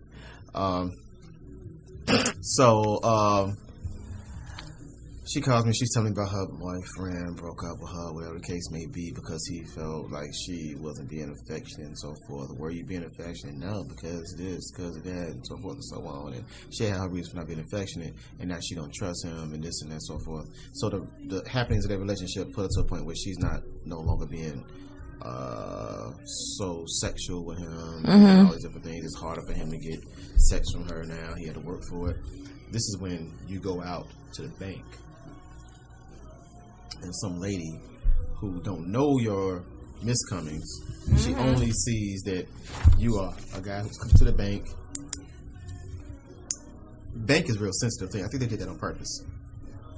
Because there's no false pretense. Because she can see your finances, everything, so right. False pretense is gone anymore. I can't front and stunt, you know what I'm saying? Because they hate to say that money defines us that way, but it's a reality. It kind of has. So we don't have to front and stunt anymore. So now we open, and my clothes are off in front of you as soon as I come to you, because you're dealing with my money. And she's very okay with it. She's encouraging. She's I guess it all falls on encouraging. She's encouraging him, and that's exactly what his lady's not doing. You know what I'm saying? She's like not doing those things. So for him, he's gonna feel weak towards this woman, and he may fight it because that's why they paint him as a good man, or people will have feelings for him, because it's obvious this woman has a flirtatious kind of vibe that she's giving him, but he's downplaying it and moving forward. Right. You know what I'm saying? Even when he's sitting in certain situations with her, eating lunch, because they happen to be, or not so happen to be, in the same place. She wants to eat with him and talk. He still doesn't take advantage of. He keeps mentioning his girlfriend and doing those things. These are blocks that men do. That's why I have to be some men help right on this, because that's the kind of block you do. When you are trying to be a good guy, you keep mentioning your girl. You keep mentioning your girl. You keep saying those different things consciously. Consciously. Okay. Consciously, you'll keep saying these things about your girl, just to kind of, because I'm not going to say, "Hey, look, right, get back, vagina." Well, yeah. Even though it's calling me. Yeah. You know what I'm saying? Men don't necessarily run that fast. So right. Like, I'm just going to help you. I think that's a very honest point, though. I'm telling you, I got a girlfriend. And hopefully that will keep you away from me. Right. But obviously, we all know what ended up happening in the end. I think that's how that ends up happening, because he's already weak to her, but his girl not fulfilling is leaving this open. You see the opening widening and widening and widening to the point where she eventually. Pause, though. So what's the difference between Issa and Daniel's situation and Lawrence and Bang Bay's situation? The same things that you just described are the same things that Issa could not have been getting from Lawrence. But Issa is looked upon as the bad guy. I guess I'm answering my own question, because Lawrence didn't act on it until after he found out that she cheated on him.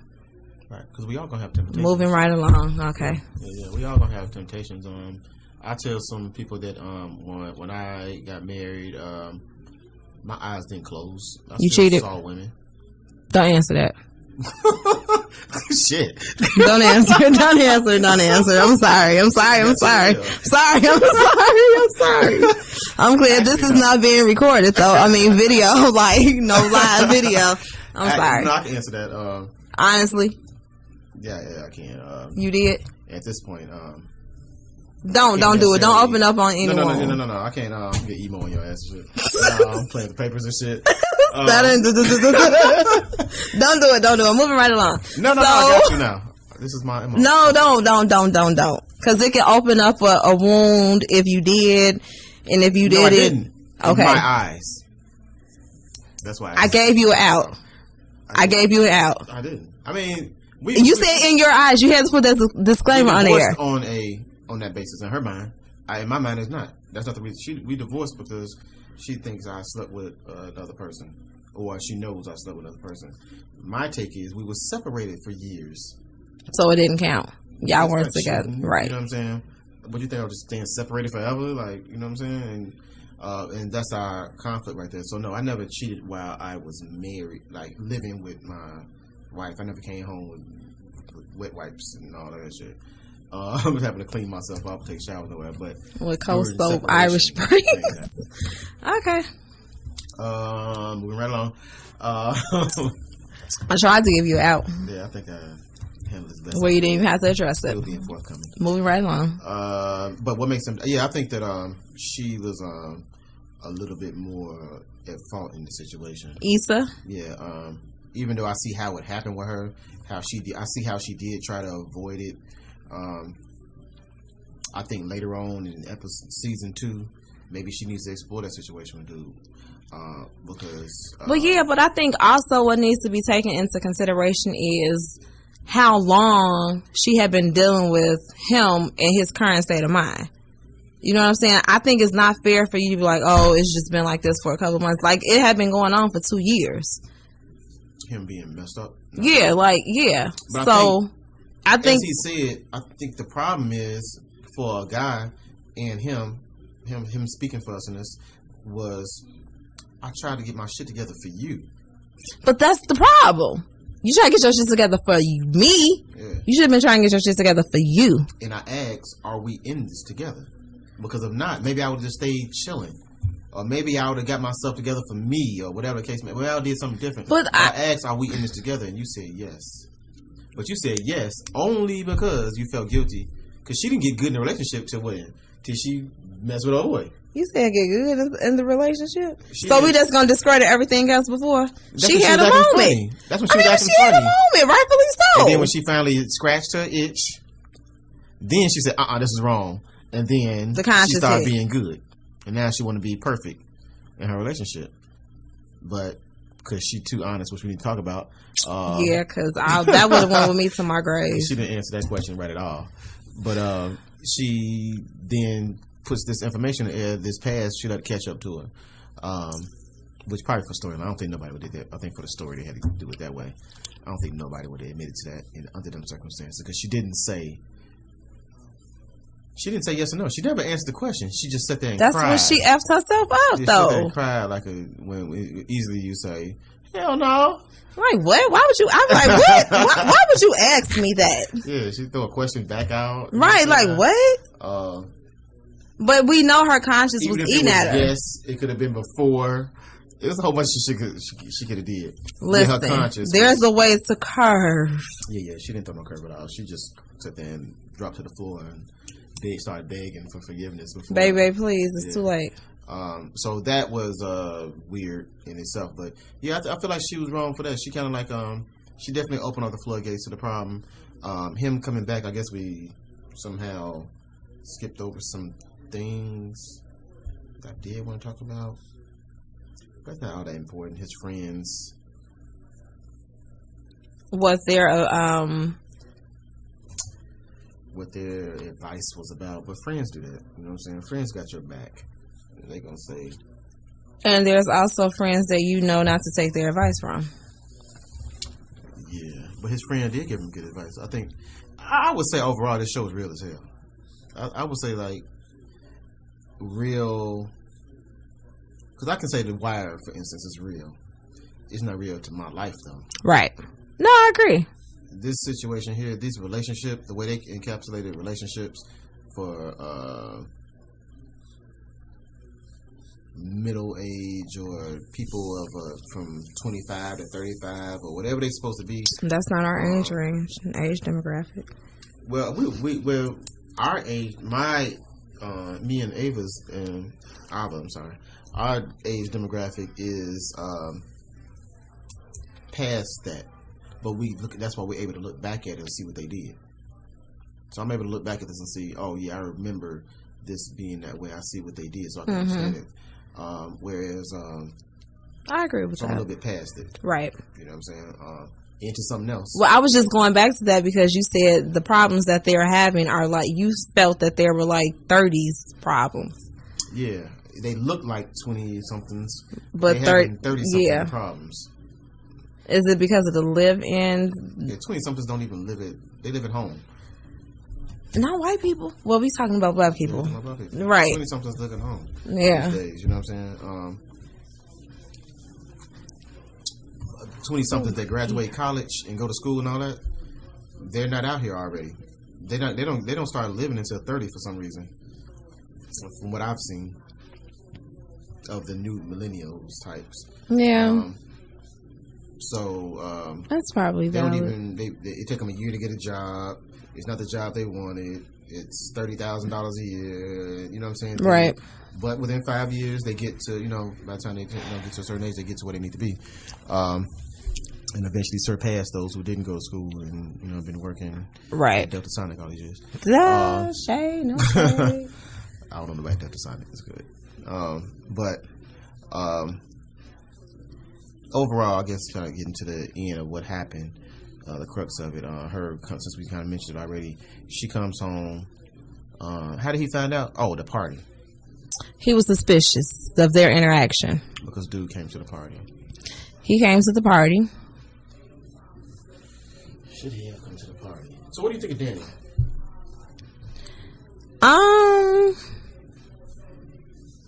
What do you mean? What do I think of Daniel? Like, in terms of what? Is Daniel in his right mind? What do you mean? Why would he be in his right mind? Why did Daniel come to that place? Because he was invited. There was a he knows it. Well, he came because she was avoiding him. You know what I'm saying? She was avoiding him. She wouldn't answer his calls or text messages. So did he know about her boyfriend? Yeah, but remember, because you know I'm not remembering everything, but at one point she was telling him like they were on a break kind of thing. Like, you know, she was mad at her boyfriend like when whatever happened. And so then I feel like, and it might have been the last episode when she was just like, well, we back together now. You know what I'm saying? So basically, F you and whatever happened, that didn't exist or it doesn't exist. Right. And he says, how do I even, you treat me like I'm like a nobody. Right. That's when he leaves. That's when dude kind of lightweight confronts him. Like, yeah, what's up with that? Yeah. Right. And even still, you still didn't have any. Well, he didn't really have anything to go off of, but I guess he had a gut feeling that it was something. Text message. He think he knew the name. I forgot about the text message. Yeah, text message. Probably the name was in the air because that's how it happens. You hear the name, whatever. Right, and you just kind of put it in like your mental Rolodex. Right. Then it comes up again. You're like, okay, that might be that. Then sometimes you just that intuition. It's like, damn, your nigga. Men don't have intuition. Women don't have foresight. That's debatable. That's the difference. So that's that Daniel nigga. Whatever. That's what I said. So would that have made you him being at the event? Would that have made you suspicious? Oh, being at the event. If you were Lawrence and you saw Daniel, like. I know my lady. I know she didn't invite him on purpose. Life just brought us to each other. I know so I wouldn't be both. But like, really, for real, I wouldn't have been no fuck is he doing here situation. But realistically, how does he know of him? He's seen a text message. Only a text message, so he doesn't know what he looks like. But he doesn't know him. He doesn't know who he is. I'm assuming it was 2 a.m. But he didn't see a picture, so how does he know who he is? I'm saying it could have been just some random person. At that moment... We're talking about Issa here. What does that mean? We're talking about Issa. Issa is...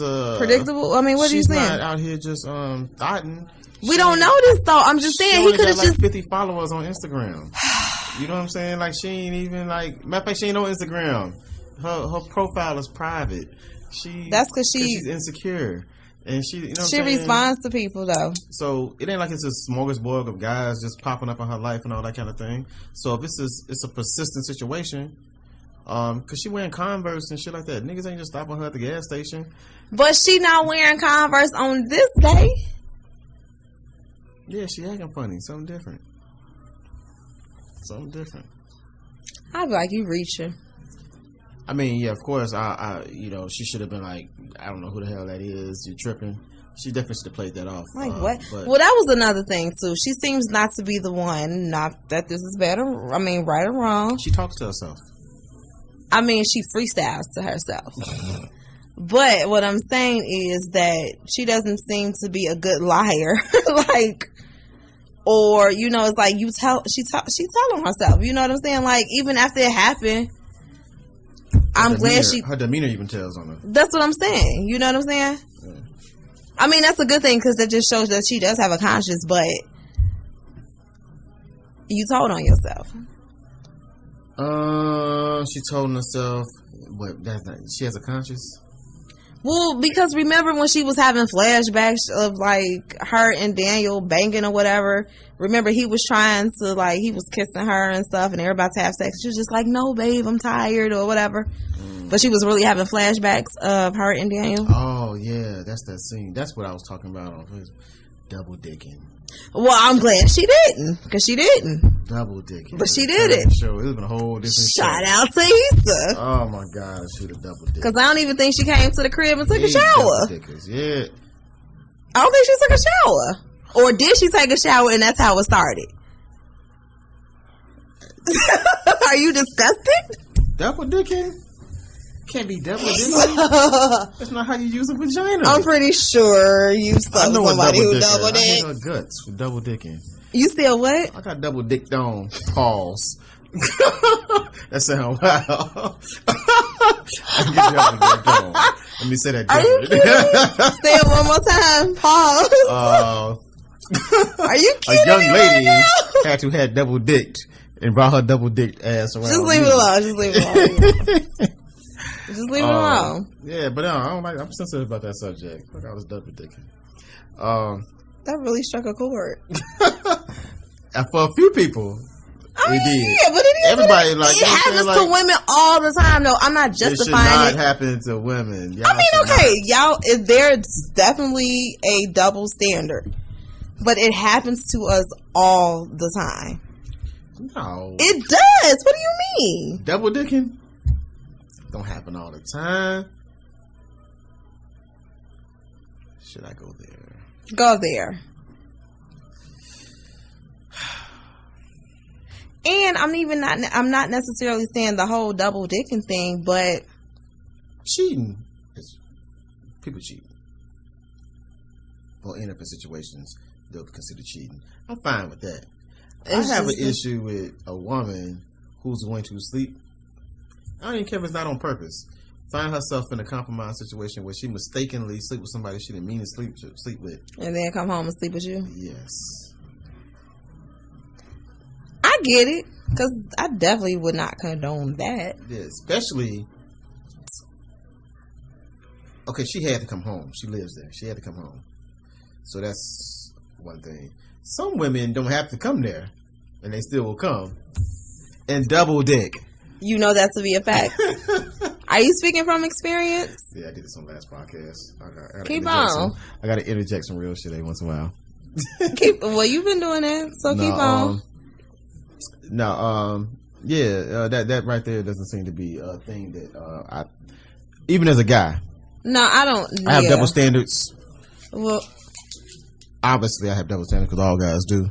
But not to say that I haven't double dipped before in my life. I definitely felt bad about it, and I definitely didn't try to do it. And it's something that what do you mean you didn't try to do it? How does something like that just happen? It's a little more difficult for a guy to say no to sex than it is for a woman. I feel like that's a cop-out, though. Because essentially you're saying you don't have self-control. No, I can say I'm not going over her house. I can say I'm not coming to her. I'm not going to attempt to have sex with her. I'm not going to do it. But if that comes to me, and then... Meaning like, if you allow her to come to you? Allow. I guess you have to allow it to a degree for it to come in your circle. Mm-hmm. So basically you have an out. And it's, come on, give it to me. Come on, give it to me. Give it to me. Give it to me. That right there. So if a guy's saying probably give it to me to you, probably is a little bit easier to be like, nah, I don't feel like it. I got a headache or whatever, y'all. I'm a period. Headache. Y'all can say y'all got all kind of stuff y'all can say. Dude is woman doing that to me.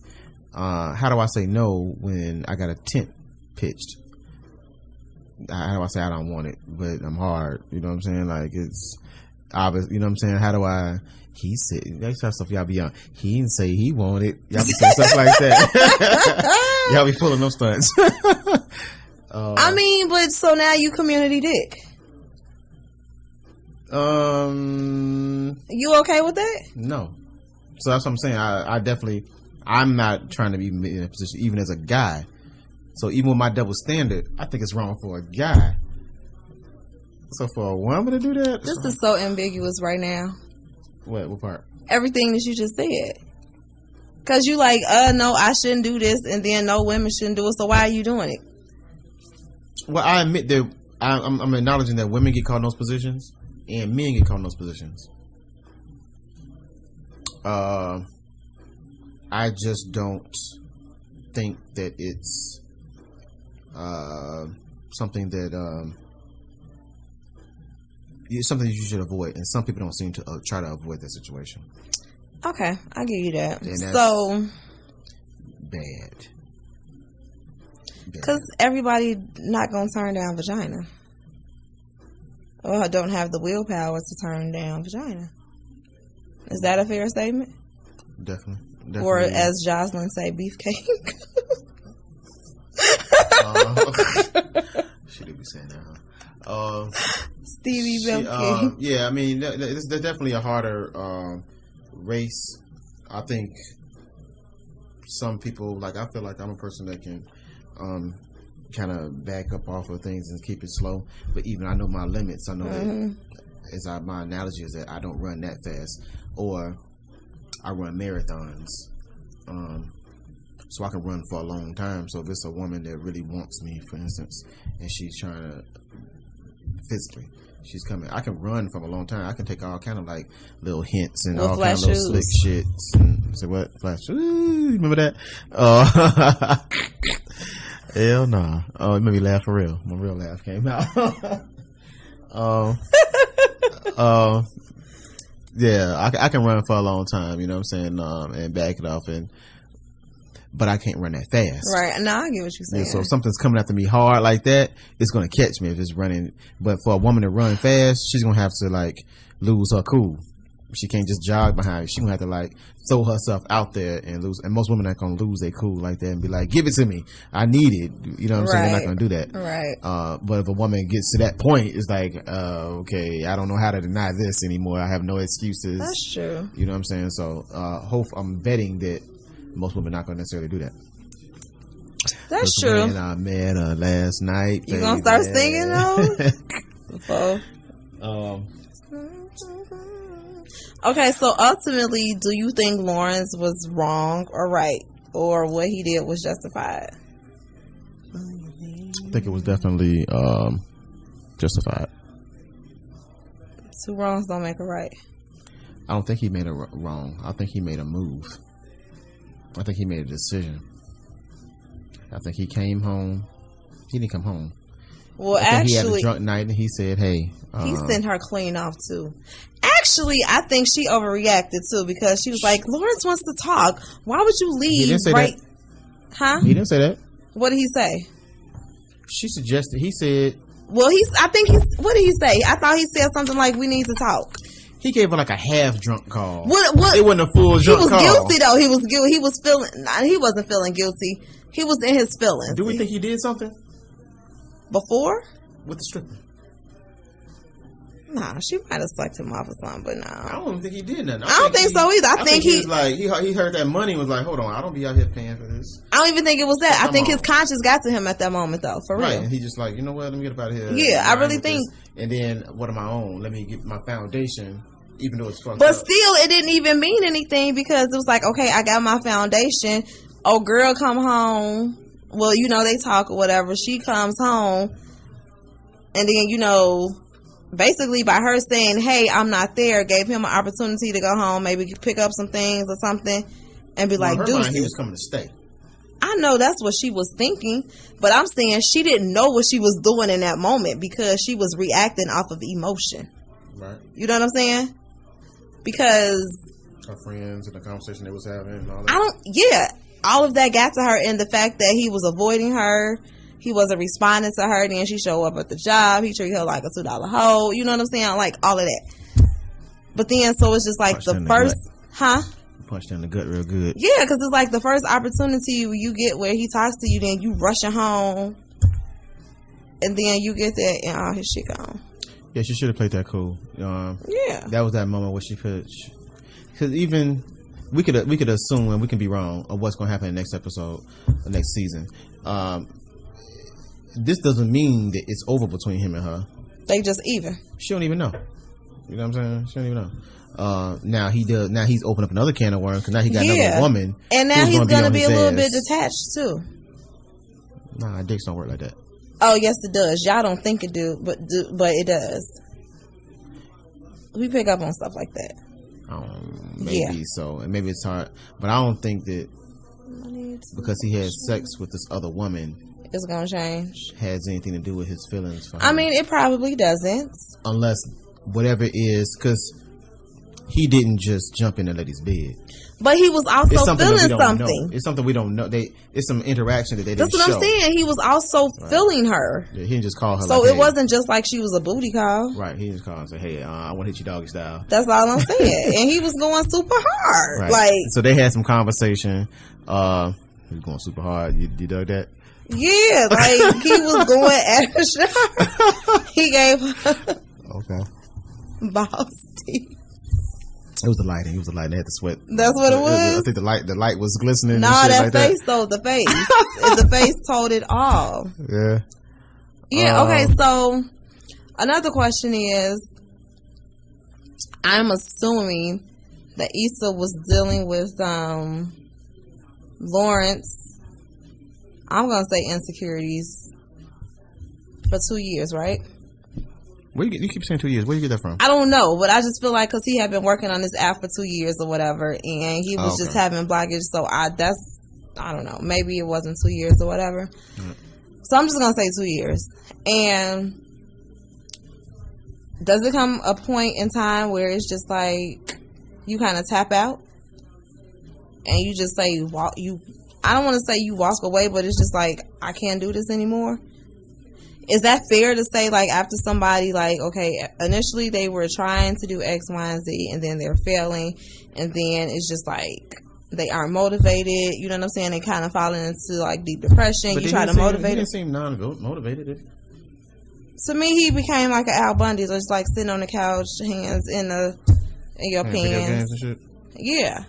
I'm not saying like that was the whole duration of the time that he was trying to get the app to pop off, but also I feel like at some point, and I actually had this conversation with somebody about the Kanye and Kim Kardashian situation, but it's like, is it fair for us to just say, well, you shouldn't do this and you shouldn't do this because he was down on his luck? We don't know the backstory, like how long this person has been feeling like this or what this person has been doing.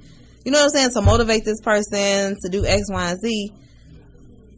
So is it fair, like, for us to assume, like, well, you still need to be with him?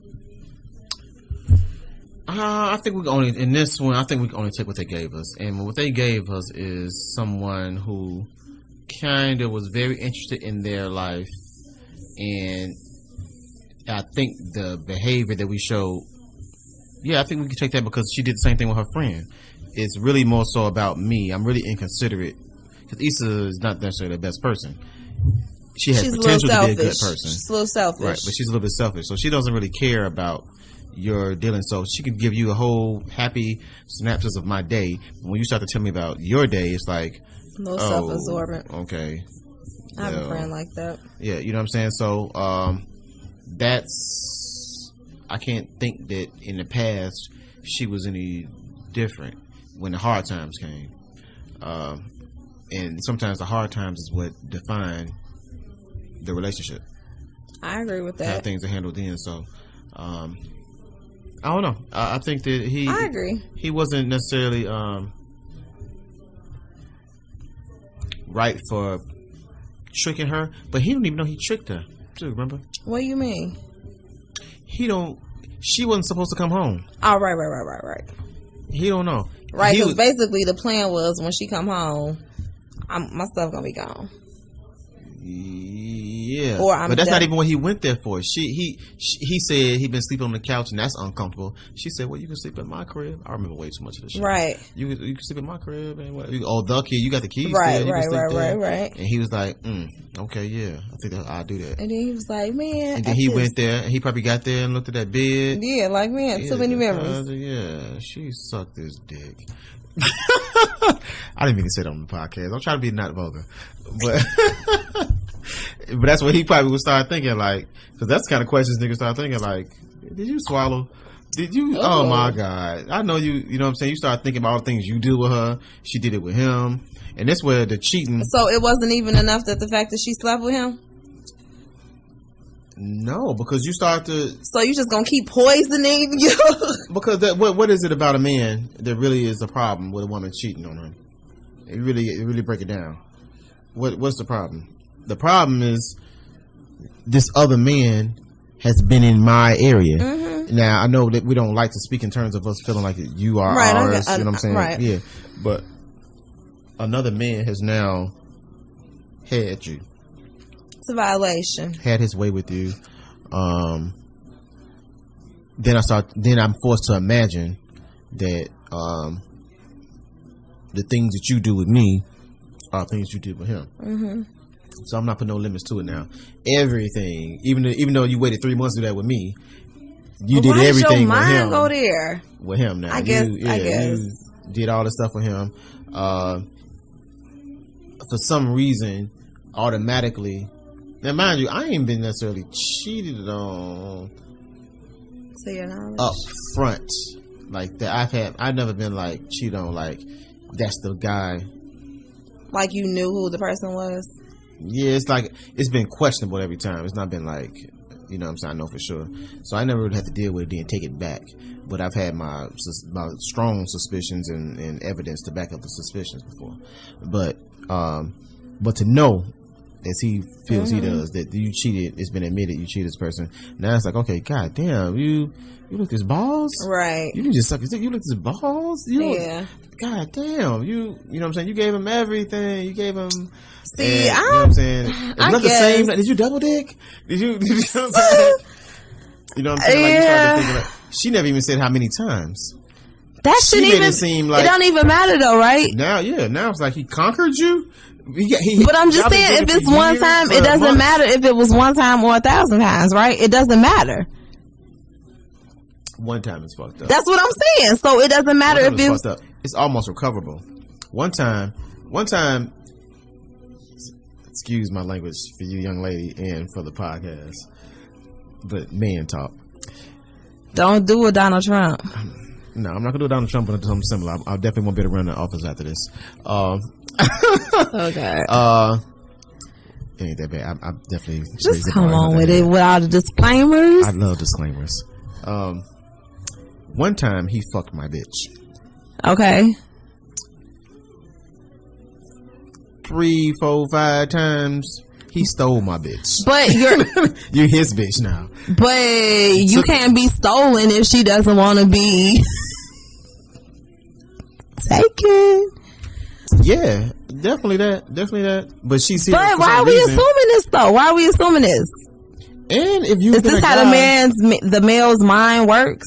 Yeah, I'm giving you okay. Mind, which is some of my mind and in conversation what I'm, you know what I'm saying, and what I've felt from other dudes and talked to other dudes, you know what I'm saying, in situations like that. There's that, and there's also the when I was that guy who was on the other side somebody's girl, right? It was like you were that guy. You know how he feel. You be like that nigga. You kind of be like. Yeah. Really? Yeah, you know what I'm saying? Because you got something of his and ran off with it. I'm getting all. How much truth is into this right here? What you working with? There's a lot of truth in it. I'm saying. No, yeah, for me personally. Okay. I mean, 20 years of truth. You know what I'm saying? Like it's been occasions. So it's a little bit of it's like, yeah, I've slept with dude, girl. You know what I'm saying? And yeah, look at him. Look at him over there doing all that work for. I got all that he working for free. Damn. You know what I'm saying? All that he doing, all that special shit he doing, all that. When she get drunk though, it's going down. You know what I'm saying? This what she do. You know what I'm saying? So you get those things, and it's like that's. So even especially from a Daniel, because probably in the storyline, if you go through each character's got their own show. Mm-hmm. Daniel got a girl that he's dealing with this whole time too. He ain't just waiting on Issa this whole fucking time. But kind of, but not for real though, because he may have somebody that he's dealing with, but nobody's that he's like into like that. Because remember, it was something I don't remember which episode. But what I'm saying is, there's something. It's clearly somebody that he's like not attached to because he wanted to kind of like entertain them.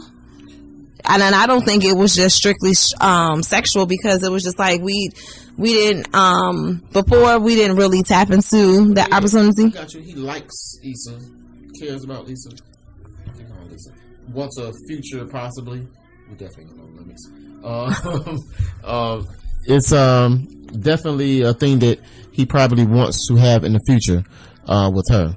But that's not possible right now. All them studio he recording, all them chicks just come to the studio. I don't think so. I think if she would have been like, no, I got blah blah blah. I don't think so. Take it this way.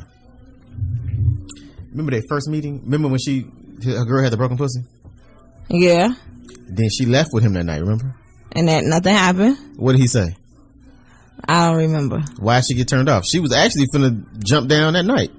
But he was like, basically we can go have sex, but it's not gonna mean anything. Yeah, because this is the life he living. But why? Okay, so then I also he felt bad at some point. Where whatever went on, where he changed his mind about it. I don't know. Okay, they don't give us that.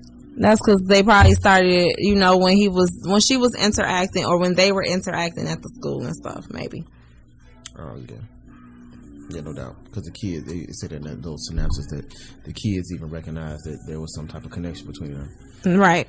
Questions. What questions do you have? I couldn't find them. You can. My one question I asked, that was about the Issa and Daniel, Bang Bay and Lawrence situation. Overall, what do you think of the show? Is it a good show, a bad show? I think it's a tad overrated, but I think it's a good show. What do you think it's going? Where do I think it's going? I think it's a good show too. I think it's cool. I don't feel like it's a must see. Really? I wasn't it didn't pull me in the first episode like some people. It was just one of them things. Okay, let me just see. But I also think that. Were you a fan of the original though?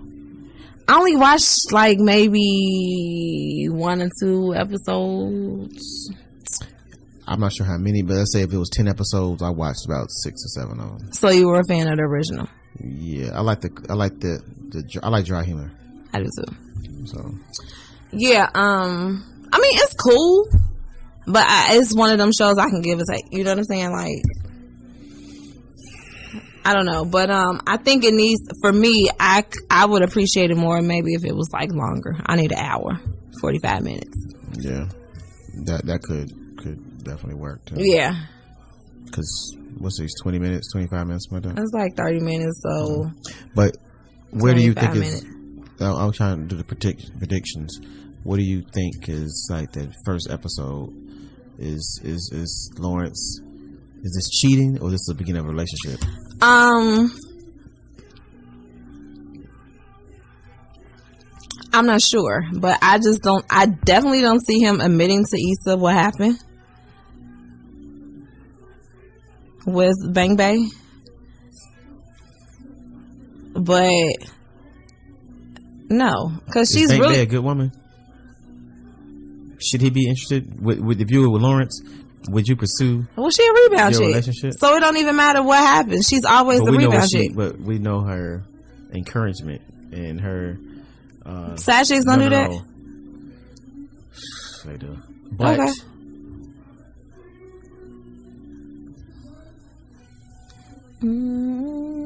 It's not to be discounted. She gets credit for it, but I don't know. Issa encouraged him too, right? Y'all didn't like how she encouraged him, but she encouraged. What do you mean? What did she encourage him? Really? Even when he got the job offer, you may not have liked how she did it, but she did it. She was like, "Oh, that's good, babe." Blah blah blah. Then he was like, "Well, I don't know." No, he wants to do. He got the job because he impressed them with the app talk. She told him to drop that app talk and go to Best Buy. And he said Best Buy's gonna hurt my pride. I'm talking about when he got the job at the place that. Now? Huh? Where he's at now? Yeah. Right, he got that because of the app, though. Yep. Right, but what I'm saying is, you all don't think she was encouraging him because ultimately he wanted to be like, F this job. I got something with this app. I'm way further than where they are, and I'm doing this by myself. Right. Where she was just thinking, okay, she probably was just thinking there's some stability, financial stability. Do that and still do your thing on the side. So why is that not looked upon as encouragement? It was hard. What was hard? Love. Tough love. Okay, what's wrong with that? Because it gives space for honey love to come in. And kind of be more soothing. So I think, and from her position, that's not the best. That's not what he really needed, because that's going to feel. It's hard to What I'm struggling with is I don't want to something I noticed lately. This thing, I don't want to disparage black women, because I've been noticing this last week for some reason a lot of black women on social media kind of saying things like people attack them and say that they're wrong. So like when people make these comparisons of how black women may treat a black man, whatever the case may be. So what made me want to even think about that is that some of her way she was doing would be that same thing that people would be talking about, well, guys or whatever be talking about, where instead of necessarily encouraging him, rubbing his back, and doing these things, she did something different. And that's where people be like, well, what the fuck, you think I'm not going to rub his feet and tell him he's the greatest shit in the world? Because we cannot negate the fact that she was still with him dealing with while he was in the wilderness, while he's still struggling. Right, she was dealing with it. She was still there. So I feel like she's not given credit for that.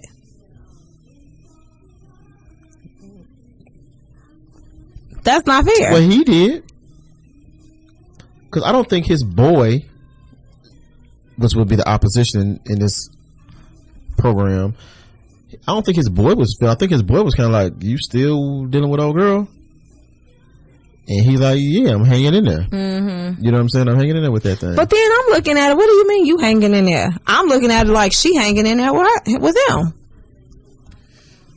But his boy probably looking like, bro, you know what's out here? You can get out here and... But what do you mean? Because even what I'm going through, she's still holding me down. She holding you down. Devil's advocate. There's a lot of holder downers out there. Mm-hmm. There's a lot of probably a lot of women that will hold him down in his situation. So he, unbeknownst to him, probably second time, he can. I like it. He probably can. I was gonna say do better. That's not the word. He can. I feel like somebody said that though. Like he can do better. Really? I don't know. That's not the thing. He can do better. He can, because obviously he wants her. So there's no better. He wants her. You know what I'm saying? That says who he's in love with. But he could. There's more to life. There's more things. There's more experiences. And if that doesn't work out, you will eventually find somebody else who will work out. And I think everybody can be negated. There's nobody that's going to be that's exempt from that. There can always be somebody who can come along and be that person in your life, and if they do if things work out, I agree with that. I agree with that, but I think my issue is that we're saying that Issa is flawed, but not acknowledging that Lawrence is as well. Who's more flawed? There's no such thing as more flawed. It is more. Well, he is. Shit. He's more flawed for not being. His flaws are hasn't reached his potential yet. But she ain't reached hers yet either. She working on a job. No, right? She's struggling with her career too. Right. She can be fired at any moment. Yeah, absolutely. And so job level, they're the same. He didn't have one, period. Mm-hmm. So I can't say that, but he ended up getting one. He started smelling his own shit because he got a job. That was a good job finally. You know what I didn't want to do, but it's kind of like I'm not even gonna go there. But yeah, I kind of a little bit. Yeah, because he wouldn't have been acting like this if he was still living on the couch. Excuse me. Exactly. It's kind of like when you get a taste of the NBA life. You start doing some other things and leave your other life behind. The people who was shooting with you in the gym. That sounded personal. What are you doing? Okay, well, before we wrap this thing up, which character do you identify with the most? I feel like I'm gonna be judged if I answer this question honestly. Okay, tell me who you think who would you think from what we know of each other? You want me to guess? Or I'm asking you. Who you think, from your opinion, who would closely, because I'm going to tell you about you too. I'm going to tell you about you. Oh my God. And I ain't thought about this yet. Why is this going to be recorded? Yes. Well, Ava doesn't care, so. This is Ava. We're not talking about. Ava doesn't care. All right. But so we do me first. Which one would you think, is there any characters in the conversation that we've had that Ava could fall into? What am I basing this on again? Just conversation we've had over the years. So there's Daniel, there's Lawrence, and a light skinned dude. Jadina. I ain't never liked it. I'm not talking about him. I'm talking about Lawrence's best friend who's about to get married. Oh yeah, little playboy that's finally gave he was funny as shit. That's what I'm talking about. Right. Yeah. Okay. I'm not talking about a little gay dude or Jadina. Maybe Jadina. I feel like you can be a cross between Jadina and Daniel. Maybe a little Lawrence, but not really though, because it's funny. You know what's I think about this thing. I think I was asking this for me, but now I'm thinking I got to answer this question about you. Shit. I don't want to say this. I got an answer for me, but I might not say it. But I feel like I could see a little of you in those three. Who you said again? Lawrence, Jadina's character, and Daniel. Yeah. Yeah, I definitely feel like I definitely I came across this saying like a week ago. I wish I would have took it. But it was something about basically like when you identify with characters on TV, how telling that is sometimes. And I do really have this theory about like how I feel like I could, if I talk to you enough and I got more, if I just sit here and drilled you about your life, I really feel like I can make a movie about your life. I think all entertainment is based on real life. My life could definitely be a movie. I'm sure. You add some peaks and you embellish some things and put some twists. So one of my relationships will be a movie. Yeah, you know what I'm saying? So at least a miniseries. Yeah, a miniseries. I want to see that New Edition shit, by the way. I can't wait. And I'm not going to any view parties because I need to watch it in the comfort of my own home. That shit gonna be off the chain. You. Whew.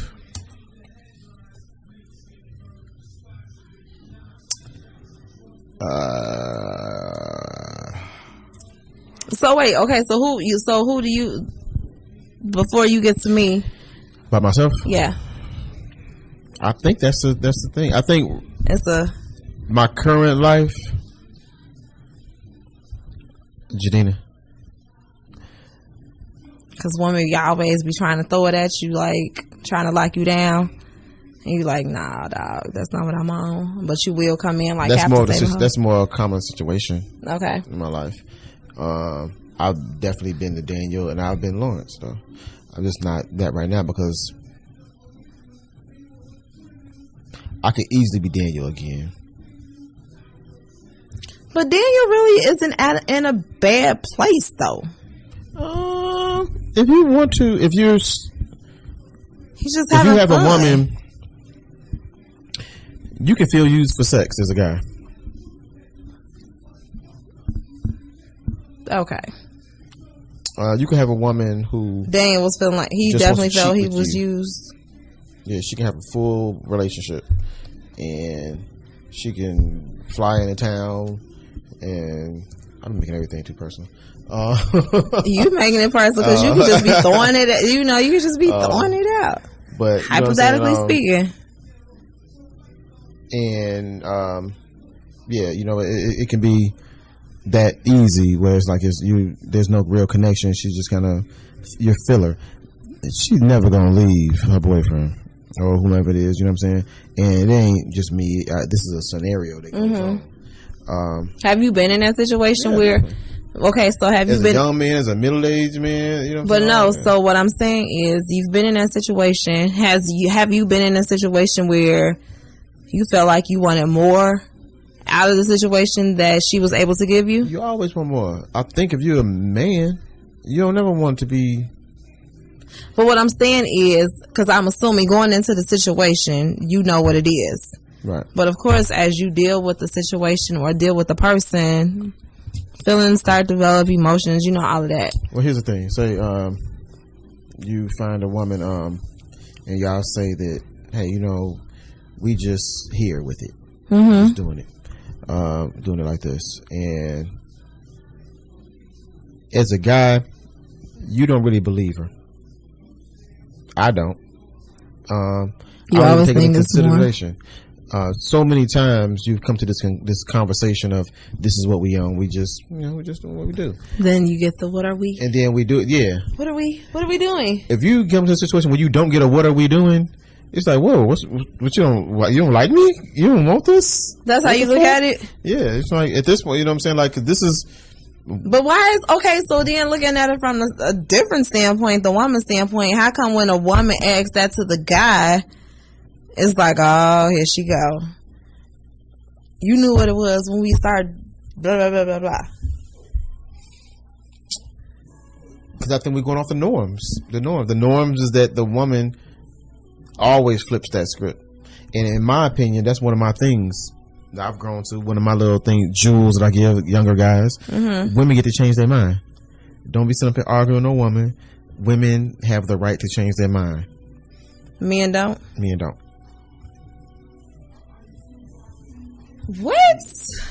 Women always change their mind. They change their mind. And if you sit up here arguing, because a lot of arguments, you realize, a lot of arguments you having with women is because they change their mind about something, but you still doing it the other way. And you sitting up here arguing with her, they got the right to change their mind. That's okay. I had to put it in perspective. But men don't necessarily have that. You can't just change your mind as a guy. So you're basically saying they can, but they can't. Like, women aren't accepting to that, is what you're saying? To a man for a man changing his mind. No. Right, like in a situation. If you do change your mind, you're wrong. Well, that's kind of what I was getting at, like in the scenario that I said earlier, like where you think you're on the same page with somebody and he changed his mind but then didn't tell you. Right, yeah, right. So then it's like you wrong because you didn't tell me that something changed. Right. Don't even start it if you're going to change your mind. That's fair. Yeah, it seems so. With that being in mind, I don't really feel like that's part that go into my whole thing about not arguing with women. That's smart. Why are you arguing with women? Because you acting like a woman to argue with a woman, and that sometimes sounds misogynistic because it's saying that women argue. There's nothing wrong, but I'm not saying there's anything wrong with it. I'm just saying that women actually have the right to be that way because that's in a woman's character to have a feeling about something and let it out right now. However I feel about it, I may not even be true to that feeling. I just have a feeling right now and emotional. When guys do that, they're gay as hell. You know what I'm saying? You feminine if you sit up here like every feeling I have an outburst. You're Kanye now. You know what I'm saying? And that's not good. Yeah, I wrote with that.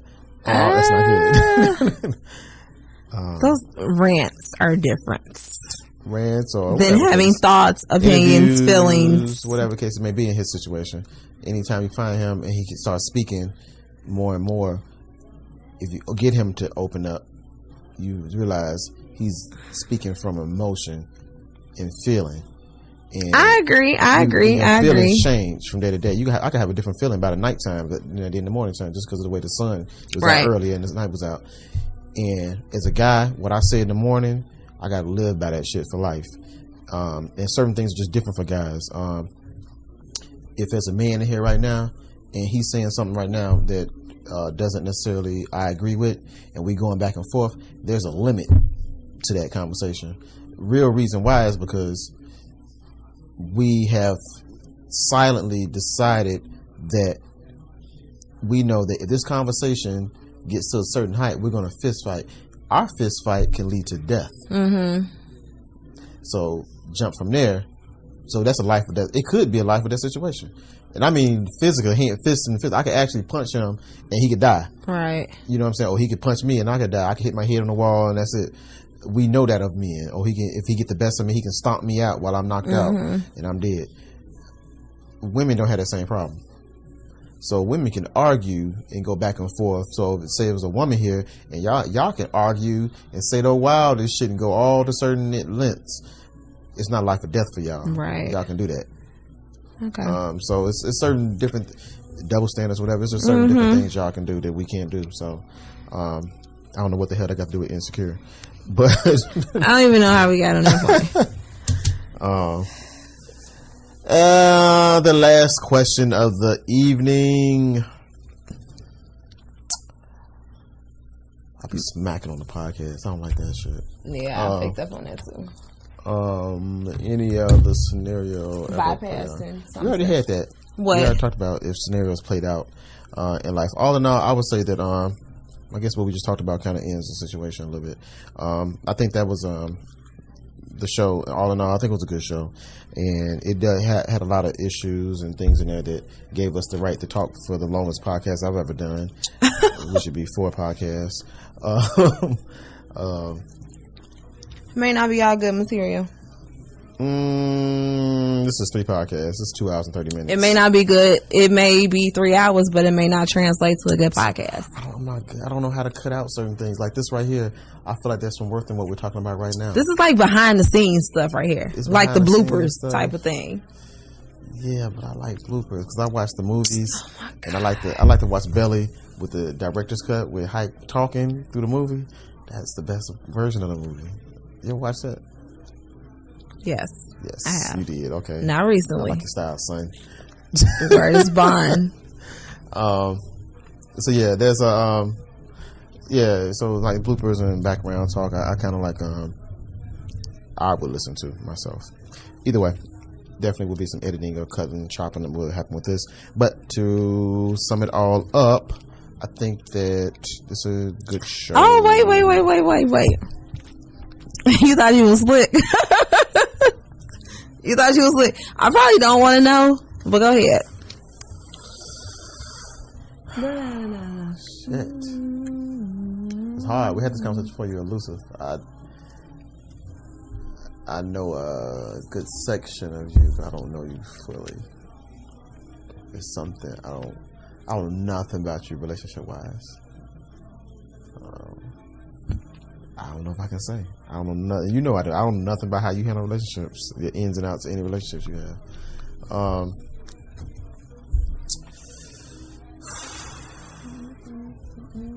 You character. Right now, Thing is required. Right now, you are Amanda Seals. You know what that is? A white girl? Amanda Seals. That's the real name of the young lady. She used to have another nickname, but now she go by her real name. Is she in the show? And she's in the show. She's the friend, the bougie friend. The light skinned girl? Yeah.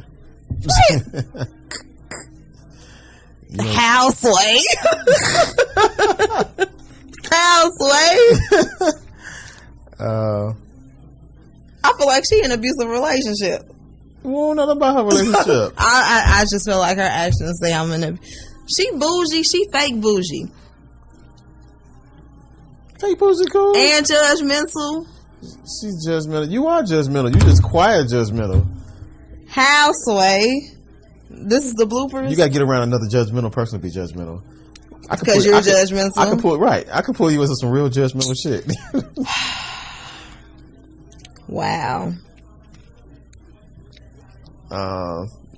You're definitely not the. Let me be careful because I got my inbox blown up. It is. Oh, you said you don't want it to be blown up? What's the proper word for this? I'm not going to allow you to be politically correct. You're going to have to do it on your own. The plus size lady. What's her name? The Jill Scott kind of clone. White boy did say that, didn't he? He was kind of wrong for that. Because you was not referring to that white boy. You said that.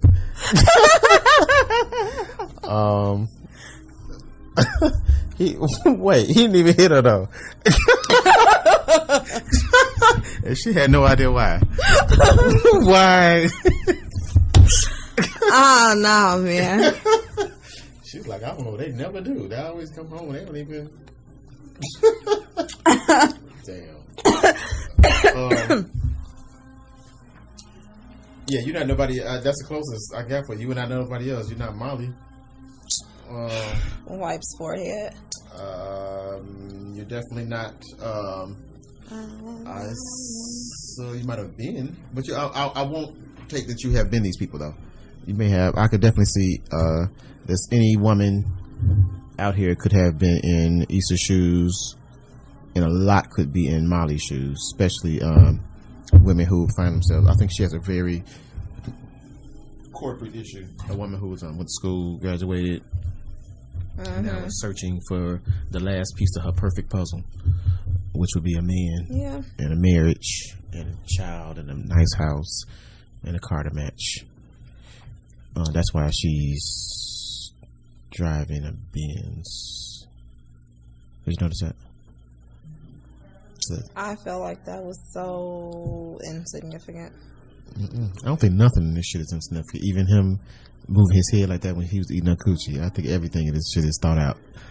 I think that Chinese woman being married to that black man is very significant. They did that on purpose. And that speaks to the whole thing about them getting more than I don't even know which part. What her work partner? She's upset because the lady at work is getting married to a black man. I can't even find a black man, but my Chinese friend and found a black man. Right. I forgot about that.